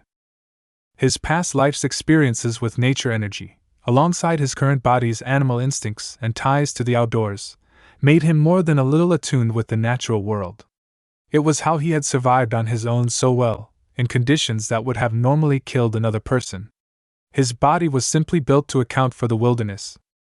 So, as you can imagine, transitioning directly from an area where he was surrounded by nature energy to one where it was all but non-existent was very jarring for the young fox boy. Even now, after all this time, the lack of life force in the air made his skin crawl, instincts going haywire at the lack of energy he was receiving, putting him on edge. Mix that feeling with being hundreds of feet in the air, surrounded by presumably well-armed strangers, most if not all of whom were human, and having no way of getting back to the ground on his own that didn't involve becoming a blood-stained mess, and you can understand why he was a little grouchy. Pushing his thoughts to the side, Naruto started to go through the supplies in his book bag, hoping the distraction would help calm his nerves before the ship landed. Let's see, he muttered to himself. Extra PJs, sleeping bag, toothbrush, med kit, airsickness pie dash. He paused as held the vial of medicine in his hand, casting a glance at the long-suffering blonde boy beside him. He didn't really need the medicine, his strong constitution having carried over from the original Naruto. He could afford to give them up, besides. Ought to at least try and make friends while I'm here. Hey buddy, he started, patting the slightly older boy on the back. Though he didn't look up, the questioning groan from where the boy had his head tucked between his knees confirmed that he was listening. Naruto put the vial under his nose where could see it. Use some of these. There was a slight pause before the vial was quickly snatched from his hand as the older boy raised his head, tilting it back as he popped 3 pills straight into his mouth, before lowering it with a sigh of relief. Handing it back, the boy gave him a grateful smile. Thanks buddy, you're a lifesaver. Naruto waved him off, before extending his hand. Don't mention it. Naruto Uzumaki, pleased to meet you. The older boy shook the hand offered. John Arc, likewise. Naruto smiled. So, Beacon huh? You ready for this? The older boy gave a distinctly nervous chuckle. About as ready as I'll ever be. What about you? The Faunus boy's smile turned distinctly feral. More than ready, it's been too long since I've had a good fight. As he said this, his tail rose unconsciously to accentuate his point, which John took note of. Holy crap, you're a Faunus? He asked in surprise. Naruto stiffened. Yeah, he ground out slowly, before his eyes narrowed as he looked at the other boy. Problem? Noticing the young Faunus's tone, John quickly raised his hands in surrender. Nope. No problem at all. Just kind of surprised me is all. Naruto gave a slight sigh before he relaxed. Sorry, so many bigots in the world you never know. And no problem. I grew up around a lot of Faunus kids back home, so I kinda don't really notice, but I know how some people can be. Thanks. Their conversation was cut short by the sound of the bullhead landing. As everyone on board made to exit, Naruto quickly wrapped his tail around his waist, taking in surroundings as he followed John out into the courtyard. So, the older blonde started. Any idea where we're supposed to go? Auditorium, I guess. As for where that is, no clue. Yeah, that sounds about right. As his fellow blonde started to try and get a lay of the land, Naruto was busy taking in his fellow classmates, watching for anyone of interest. Let's see here. A bombshell, a blonde-haired girl who just disappeared in a crowd, a rookie, a smaller girl with short red-tipped dark hair and a red hood trailing behind her, looking dazed and nervous, before tripping into. His eyes narrowed as he caught sight of a familiar mop of white hair pulled into a side ponytail pop-up amongst a mountain of suitcases the small red girl had fallen into, and a shni. Joy, he thought sarcastically, watching as she scolded the smaller girl for her misstep before taking a breath. But let's not hold that against her. In all honesty, he couldn't drum up that much hatred for the older girl. Years in self-inflicted exile tended to mellow a person, or drive them nuts, but semantics, and mixed with his time around Amber, he had long since released most of his hatred for the Schnee Company. He still held plenty of anger over the situation itself, but he wouldn't just snap and go on a murder spree against them either. That was part of the reason he had only stolen that Manchester guy's clothes instead of outright attacking, or leaving them for dead once he'd seen who they worked for. He was trying to let it go. It would just take time. Lots of time, but hey, what can you do? So, if it came down to it, no, he wouldn't hold her family name against her. Her personality, on the other hand. Hey John, he started, pulling his fellow blonde out of his thoughts. I think I just found someone to help us. At this he pointed at the small red girl, who, while he had been going over his thoughts, had somehow ended up laying in a shallow soot-covered crater looking miserable. The blonde knight looked where he pointed before nodding resolutely as he spotted the younger girl. I think you're right. The day had quickly gone from bad to worse for one Ruby Rose. The trip to Beacon had started off bad enough. Immediately after entering the bullhead that morning with Yang, she'd immediately been set upon by the other students. As soon as she'd stepped foot on board the ship, she could feel all of the other students' eyes zeroing in on her. Some with curiosity, others with contempt, but all centered around the 15-year-old who dared to skip ahead. Watching her closely as if she were some rare specimen in a jar, as if waiting on the moment she would mess up and prove she didn't deserve her position. She had never been more thankful for her older sister's explosive personality in her life. As long as Yang was around, everything would be okay. So of course, everything had gone straight to hell as soon as the older girl left her high and dry. The golden flame bomb's speedy retreat had quickly left her dazed and confused, as she rapidly found herself falling into a huge pile of suitcases that had inexplicably made its way behind her. And of course, that had called down the wrath of the white-haired harpy. Who of course had shaken the dust, which caused her to sneeze, which led to the explosion, and where she was now. Alone, lying in a crater, wishing she could be somewhere, anywhere else. Welcome to Beacon, she mumbled dejectedly, close to tears. So, with the way things had been going so far, you can imagine her surprise when, while she was laying there drowning in self-pity, she was approached by two admittedly attractive older boys, one of whom offered her a hand up. The older of the two, the one who helped her up, was admittedly very basic would be the best word. He wore a simple breastplate and spalder combination over a black hoodie, with brown leather gloves, a simple pair of jeans and high-top sneakers, the sheath for a medium-sized broadsword attached at his right hip. Hi, he started off, a tad awkwardly as he helped her to her feet. I'm John. And that's Naruto. At this he gestured to the other boy who looked decidedly wild, compared to his companion.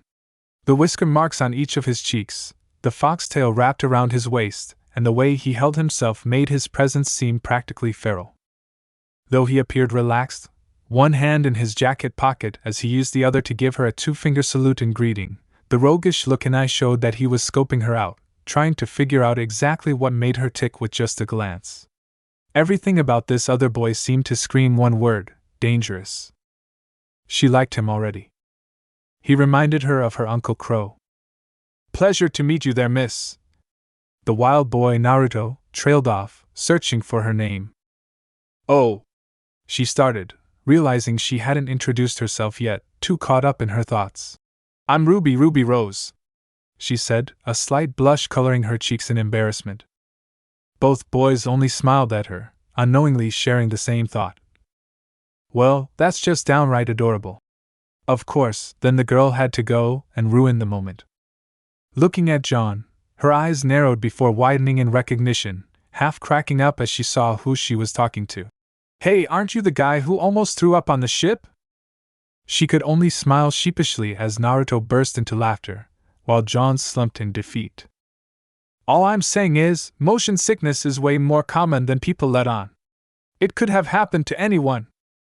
The now group of 3 had quickly moved on from the courtyard after their initial meeting, taking the time before orientation to get to know one another better. Or at least they would have, if Ruby hadn't started off with mentioning John's near reintroduction to his lunch on the ride over. The girl laughed. Look, I'm sorry. Vomit Boy was just the first thing that came to mind. Oh yeah? Well, what if I called you Crater Face? Hey! That explosion was an accident. Naruto snorted at that. The red-themed girl immediately rounded on him. Watch it, Fuzzy! Naruto's left eye began to twitch at the name, while John couldn't help but bust out laughing. Dang dude, she's got you pegged! Naruto turned to him, eyes narrowed. Is that so, Vomit Boy? Now it was John's turn to pick up an eye twitch, while Naruto smirked and Ruby laughed at his expense. You know what? Screw the both of you, he said, trying to keep a straight face, but failing badly, breaking down into laughter a minute later, quickly joined by the others. Anyway, John started off, eager to change the subject. The name's John Ark.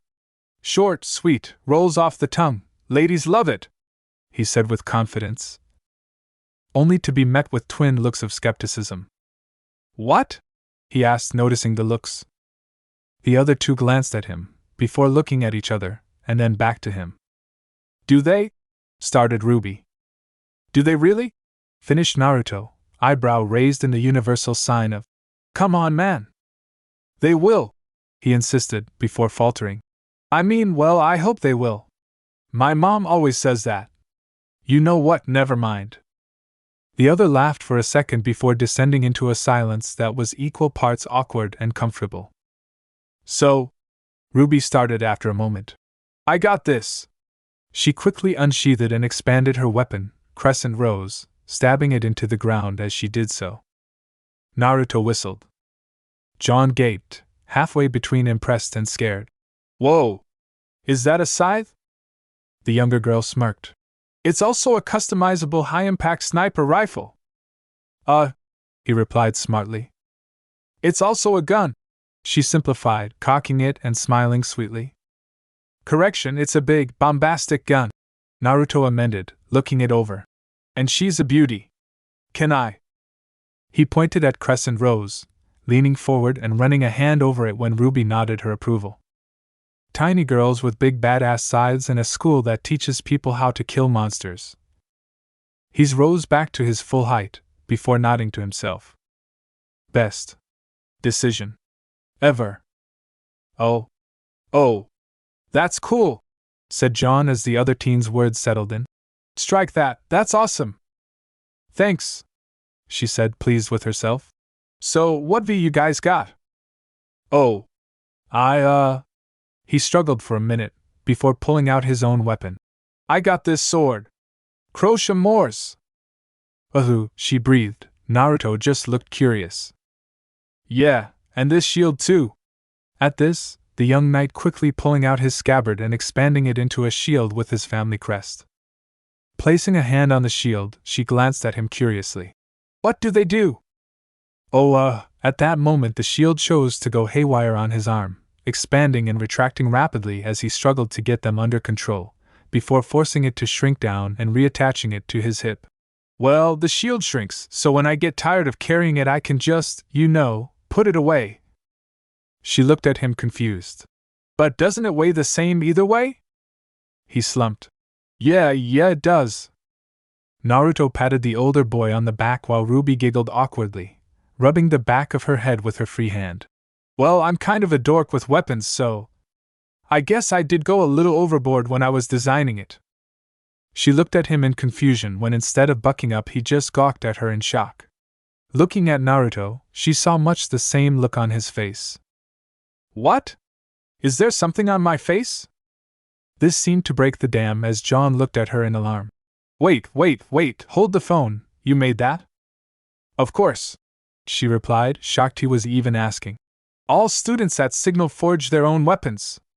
I mean, didn't you two make yours? She slumped when both of them shook their heads. It's a hand-me-down, John said after a minute. My great-great-grandfather used it to fight in the war. Same, said Naruto, unsheathing both of his gun blades. About the hand-me-down part. My older sister passed them down to me the last time I saw her. Sound more like family heirlooms, Ruby said, laughing awkwardly at their reactions. Well, I like them. Especially yours, John. Not enough people have an appreciation for the classics these days. The young knight sheathed his blade, still looking decidedly bummed. Yeah, the classics. Naruto put a hand on his shoulder. Don't let it get you down, buddy. Trust me when I say this. Ain't nothing got your back in the middle of a fight like a solid piece of steel. Sometimes the simple approach is the best one. The older boy cracked a half-smile at his words. Thanks. No problem. The trio walked on in a comfortable silence for a moment, happily allowing the previous moment's seriousness to dissipate in time. So I want to ask you guys something, Ruby said after a moment, drawing the other two's attention with the thoughtful look on her face. Why'd you guys help me out back there? In the courtyard, I mean? Why not? Naruto asked, looking at her in honest confusion. Besides, you look like you could use a pick-me-up after dealing with the Snow Princess. Dot. Yeah, John picked up, shrugging. I mean, it's like my mom always says, strangers are just friends you haven't met yet. She said thoughtfully, honestly unsure of how to respond to their words, before taking a look around. Hey, where are we going? John snorted. Heck, I don't know. I was following you guys. Think there might be a directory or something? Maybe a food court? You know, some kind of recognizable landmark? He stopped as he saw the other trying, and in Ruby's case failing, to hold back their laughter. I'm guessing that's a no then? Neither of his two friends could take it any more as they descended into a fit of laughter, halted only momentarily by Ruby, who, surprisingly, managed to get a hold of herself long enough to answer him. Yes, John, that'd be a no. After they had all calmed down, Naruto revealed that he had known the way the whole time. I smelled a ton of people headed that way, he said, shrugging, tapping his nose before pointing in a seemingly random direction. I figured y'all just wanted to chat for a second. After that explanation, and the subsequent facepalms that followed it, the trio had rapidly made their way to the auditorium, gawking as they took in its size, as what seemed like hundreds of students milled about trying to get settled. They were quickly pulled from their stupor by the loud sound of a girl's voice. Ruby! Over here! I saved you a spot! Looking over, they saw the blonde girl from earlier, waving her arms up and down like a madwoman, heedless of anyone else around her as she zeroed in on the form of her little sister in the doorway. Oh, said Ruby as she spotted the older girl. That's my sister! Look, I gotta go. I'll see you after the ceremony. It was nice meeting you. John started. Wait, he called out too late before sighing as he watched his second friend at Beacon disappear into the crowd. Dang it! That's just perfect. Now where am I supposed to meet another nice, quirky girl to talk to? Naruto patted his shoulder, obviously amused as he watched their young female tear into the older blonde girl. Don't sweat it. Let the girl tear into her sister, knows she needs to vent. Now come on, we still gotta find some seats in this place. Besides, big as this place, there's bound to be another cute redhead to keep you company around here somewhere. As they walked off, either one of them noticed a tall Spartan-themed girl with her long red hair tied into a ponytail, watching them with curiosity before turning her attention elsewhere. Really? Freaking really? Naruto asked in exasperation. Hey, cut me some slack, it was a spur-of-the-moment thing, John said, trying to defend himself. It was about an hour and a half after Ashbin's speech, if you could call that half a minute long demotivational spiel that, and the two new friends were getting changed for bed, while John regaled Naruto with his latest foray into the realm of the romantic and its failings. Evidently, while Naruto had dived headfirst into the crowd of people to find a seat, no matter how briefly he had needed it, John had taken the more passive route, trying to scope out a free space from where he stood amongst the constant throng of people. As he did, he had managed to catch the tail end of a conversation, ironically involving Ruby, where he'd heard a girl call him cute. So of course he'd taken that as a cue to introduce himself, with his first words being, "I'm a natural blonde. Though? Seriously? How do you even?" Naruto griped, leaning against the wall as he waited for the older boy to get done changing. Technically speaking, Naruto was already ready to crash, having already stored his blades away in a locker after making sure that the others in the room were also unarmed. Old habits die hard, and the need to watch his back was still firmly ingrained in the young man as he'd watched the other teens filter into the room, wary of threats. He had set his sleeping bag up in a corner near one of the oversized windows, head facing the center of the room, and he always had his claws to rely on. Worse came to worse, he could fight his way out. At the moment, he wore a loose pair of black pajama bottoms with orange trim, his mesh undershirt, and the bracelet-turned necklace around his neck. The problem had arisen when he'd seen what John had planned to wear. The older boy had fallen out of the changing room in a pair of bunny-themed footy pajamas, not an ounce of shame on his face as he prepared to make his way across the room, on full display for all of his new classmates. Naruto wasn't having any of that mess. Getting up from where he had been seated, the young fox Faunus had all but dragged the older knight back into the changing area by his collar before tossing him the extra pair of pajamas he had brought along, heedless of the protests his new friend had made. There was being comfortable in your own skin, and then there was just sheer stupidity. One guess which category wearing those fell into. And that's coming from a guy who had once worn a neon orange jumpsuit everywhere. Think about that. "Hey, it wasn't that bad," the young knight exclaimed from behind the door as finally made his way out, now wearing a pair of black pajama bottoms and a white undershirt. "Dude," she facepalmed. Naruto deadpanned. John could only blush, unable to argue that point. Releasing his breath slowly to gather his thoughts, the younger boy looked his new friend in the eye to get his point across. "Look, buddy, word of advice. If it takes less than 30 seconds to think up, it's gonna fail. Trust me, in a fight, with girls, anything. No exceptions. You keep dropping bombs like that one, and there ain't gonna be enough aura in the world to heal what that girl does to you. Believe me." He didn't even know who this girl was, having cut his friend off when he'd been about to describe her. Seriously though, no matter what she looked or acted like, that line was bound to crash and burn hard. Yeah. The older blonde waved off, storing the info for later, before looking at his companion in confusion. "Aura? Yep, it's got no chance." Naruto chuckled before seeing the lost look on the older blonde's face. "No way. John, you do know what aura is, right?" "Oh, of course," the farm boy said quickly, trying to save face, before spotting the skeptical look his companion shot him. "I don't." "Oh dear man, what the hell?" Naruto gasped out in shock, genuinely horrified. "Why didn't you tell anyone? You were about to be a sitting duck tomorrow." John cringed as he was scolded by his new friend. Had he really almost screwed up that badly? "Alright, hold up, we can fix this," Naruto said after he had let the information sink in. "Fist bump me." John blinked at the odd request, watching as the young fox boy raised his fist and gestured for him to do the same. Shrugging, the older blonde did as he was told, eyes widening as he felt more than saw his friend draw upon something, urging it forward through the point where their fists connected. Before he could ask what was going on, he felt that same something again, only this time he felt it building up within his own chest. His first instinct was to panic. As the energy continued to build, he found it harder and harder to hold it back, to keep it under control. But as he struggled against it, a new feeling emerged, some baser instinct he wasn't aware of having, urging him to simply let go. to embrace the energy, rather than to try and restrain it.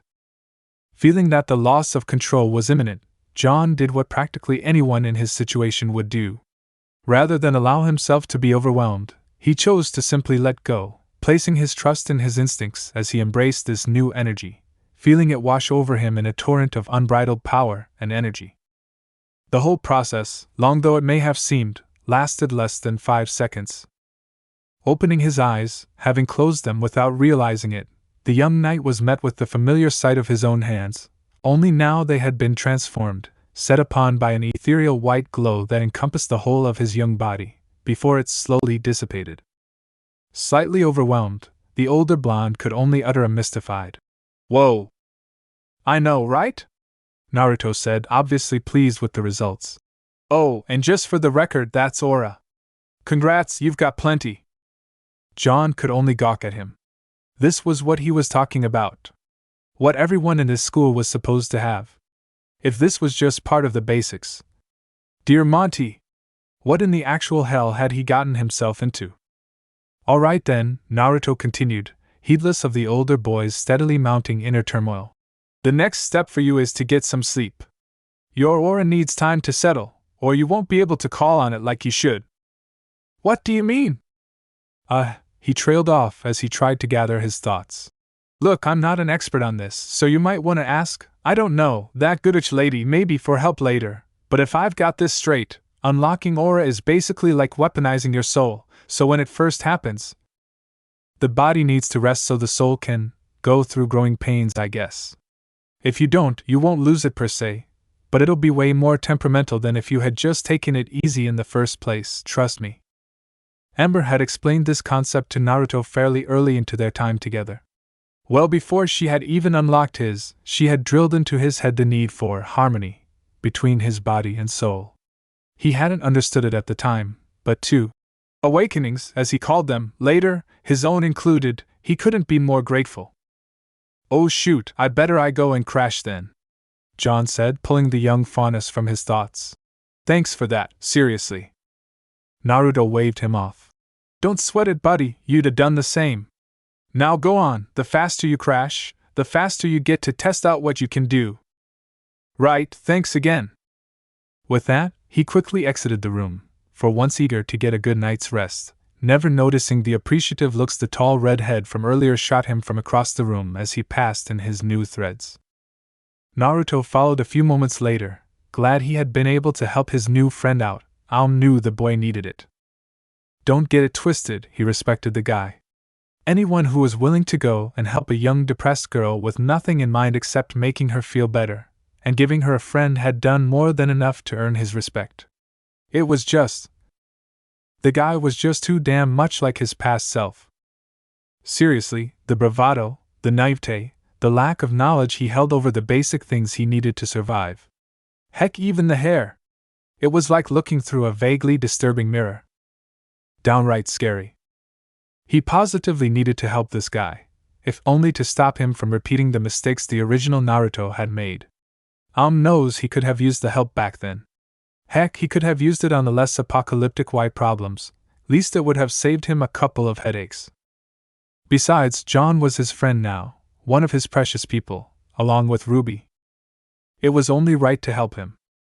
Speaking of helping friends, he was drawn from his thoughts as he noticed the Schnee from earlier, Weiss, if his memories of Atlas weren't mistaken, picking up steam for a rant.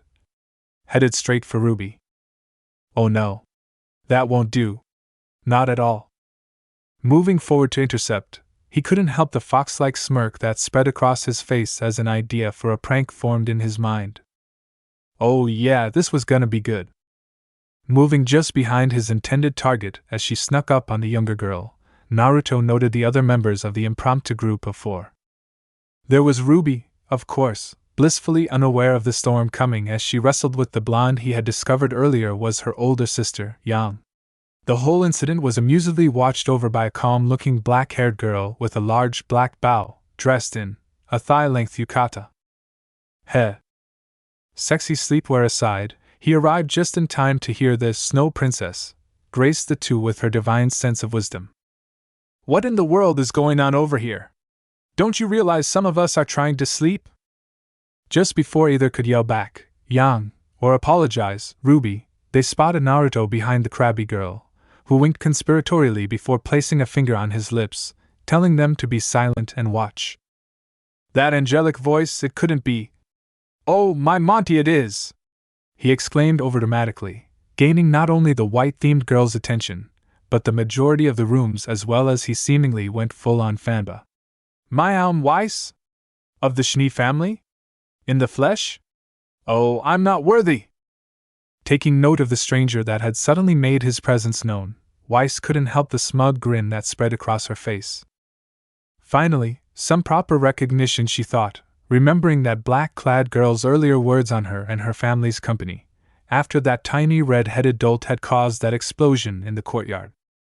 "I'll be the judge of that," Weiss declared magnanimously, as she watched the boy smile at even that simple mercy. It felt good to be the queen. "To whom am I speaking? Oh, my sincerest apologies. Whatever was I thinking? I haven't even introduced myself. My name is Naruto Uzumaki." He dipped into an overly extravagant bow, the reverent tone he had been using dropping as he did, instantly transforming into the confident swagger he was known for as he unfurled his tail to its full length for all to see. "Better known as the Flying Fox of Atlas. Pleased to meet you," he finished with a smirk, straightening to meet her eyes. His smirk widened as he saw the look she had given him, her smug grin having melted away into open-mouthed shock. He so wished he had a camera on him, it was freaking priceless. "The Flying Fox? Here?" she stuttered out in shock. "In the flesh," he said, smiling as he watched her shock melt into anger. "Oh, here comes the fun part. Why, you fiend! How dare you mock me after all that you've done?" "In order, quite easily, and with great relish. The question here, though, is not how I'll do something, no, the question is—" He leaned forward, so close that he could have kissed her if he'd been so inclined, but stopped just before reaching that point. "What are you gonna do about it?" The girl reeled back, blushing despite herself at how close he had been, preparing to retort before she stopped. The question wasn't what would she do, but rather what could she do. She was unarmed, just like everyone else in the room, her personal rapier, Murdernaster, locked away like all the other weapons. She wasn't a physical fighter by any sense of the word, preferring to rely on her speed and glyphs alongside her dust arsenal to get ahead in a fight rather than her strength. She held no delusions that she could take him on unarmed if things came to violence, and if her past experience with faunus criminals was anything to go by, he wouldn't hesitate to take it there if she provoked him. The best course of action was to walk away now, wait until she was armed and take him out later. Satisfied with the plan, the Schnee heiress met the still grinning face of her whiskered adversary with an indignant glare. You! Ag! Apparently so angry she couldn't even articulate a thought, she stormed away in a huff, leaving 3 relieved girls and 1 bewildered fox faunus, as the others that had been watched all shrugged before going about their own business as the show ended. Naruto watched the white-themed girl walk away with a bit of surprise. That was easier than I thought. He had come over with the goal of keeping the Schnee girl's attention off of Ruby, having seen the young redhead finally escape the slump she had been in earlier. Messing with the Schnee had been nothing more than a bonus. A hilarious, vastly enjoyable bonus, but a bonus just the same. Having seen how she'd harped on Ruby earlier for such a simple mistake, he'd been fully prepared for her to go full diva on him after she'd learned his identity. So, for her to walk away with no fight at all was surprising. She hadn't even tried to slap him. He wouldn't have let her, but he had at least expected her to try. Apparently, she had more self-control than that. Go figure. Remembering he wasn't alone, the boy plastered his by now trademarked fox-like grin onto his face before turning to the remaining 3 girls. Well, that was fun. They only stared back at him in confusion. Oddly enough, it was the black-haired girl that broke the silence. Are you really the Flying Fox? He immediately flicked his eyes to her, and she just barely managed to restrain a blush as he did. They were just so, intense would be the best word, and mixed with that fox-like grin, which was now directed solely at her, Her cheeks actually did color slightly at that. Smile never wavering, Naruto shrugged at the older girl. Far as I can tell. Least that's what Ironwood told me people called me. Figured it would be enough to tick snow over there off, so, mission accomplished. Excuse me? Yan said, as both turned to look at her. Yeah, I hate interrupt, but the heck are you people talking about? Seeing the ruby nod at her sister's words, Naruto scratched the back of his head in thought. That's kind of a long story, so, The black-haired girl came to his rescue, kind of. Naruto Uzumaki aka the Flying Fox of Atlas is a 16-year-old faunus from Atlas who spent 9 consecutive years of his life in the forests surrounding the city, training himself and rescuing anyone, human or faunus, who found themselves stranded there. His reasons for doing so are unknown, outside of the fact that he, in his own words, just wanted to help. Currently, he's slated to attend the School of Beacon in Vale to officially become a huntsman. She summarized, getting shocked looks from the two girls. Whether from the information itself or just the amount she had unloaded was anyone's guess. Naruto himself, however, only looked pensive as he scratched his chin. Hey, I guess they did publish that article after all. A few hours after he'd made his arrangement with Ojban, he had been interviewed by a reporter sanctioned by the Atlesian military to record the past few years of his life, and release the story to the public. The official reason was to publicly out him as a ward of Beacon, before the Schnee Company's headhunting lawyers, or heck, their regular brand of headhunter, could take a crack at him. Unofficially, it was to caution the people about the loss of his presence in the forest. With any luck, the people take it to heart and take measures to protect themselves better with the official lack of their savior. He had been more than willing to help, not wanting anyone to die having expected him to save them, and with no biological family to speak of, there was no one to threaten on his behalf. So he had nothing to lose. He had expected it to pass through Atlas, so he'd been sure that the Schnee would recognize the name. Evidently it had traveled outside the city's walls as well. Neat. Indeed, the black-haired girl said with a small smile, pulling him from his thoughts. I'd been hoping to meet you when I heard you'd be going to Beacon. She held out a hand. Blake Belladonna. Naruto grasped the offered hand before shaking it. Pleasure to meet you, Miss Belladonna. Hold on! Exclaimed Ruby, her strawberry and chocolate chip-fueled brain having sped through the information faster than her sister could burn through it, as the other three turned their attention to her. I get it now. Eyes sparkling as they practically transformed into stars, the younger girl nearly squealed as she looked at her whiskered friend. You're a superhero! While the other two could only sigh at her childish answer, Naruto blinked. Never heard that one before. Undeterred, the younger girl practically teleported in front of him, getting right in his face, modesty going out the window in lieu of her childlike enthusiasm. Can I be your sidekick? Please, please, please, With every please, she got closer and closer until they were practically nose to nose. Unprepared for her sudden bout of enthusiasm, Naruto couldn't help the small blush that spread across his face as he looked at the younger girl.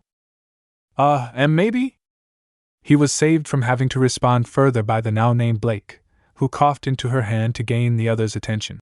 I think that's a good note to go out on. As she spoke, she held up the candle she had been using for reading light, looking decidedly amused. Good night. She gave them all a minute, let that sink in, winking at Naruto when he shot her a grateful look for her interference, before they all went their separate ways, Yang practically dragging a protesting Ruby away from the scene, before turning to give Naruto a playful grin. The boy himself made his way to his sleeping bag just a few moments before Blake blew out the candle, slipping under his sheets as he thought about the day. Let's see, he made friends with 2 rookies, unlocked the aura for 1, confronted a Schnee, played a prank, found out that he may be a little more famous than he'd first thought, and was about to delve into a forest filled with bloodthirsty beasts and monsters just for the right to sit behind a desk and listen to lectures for a license to do what he'd been doing for free the past 9 years of his life. He shrugged to himself. Not bad for a Monday. And it was with that final thought that the young fox faunus finally allowed himself to relax for the night, mentally preparing for what the next day would bring, and the adventures that would come along with it. Chapter end. Alright, that's it for today's video, guys. Let me know in the comments section how was the story, and also don't forget to like, share, and subscribe. I will meet you in another video. Peace out.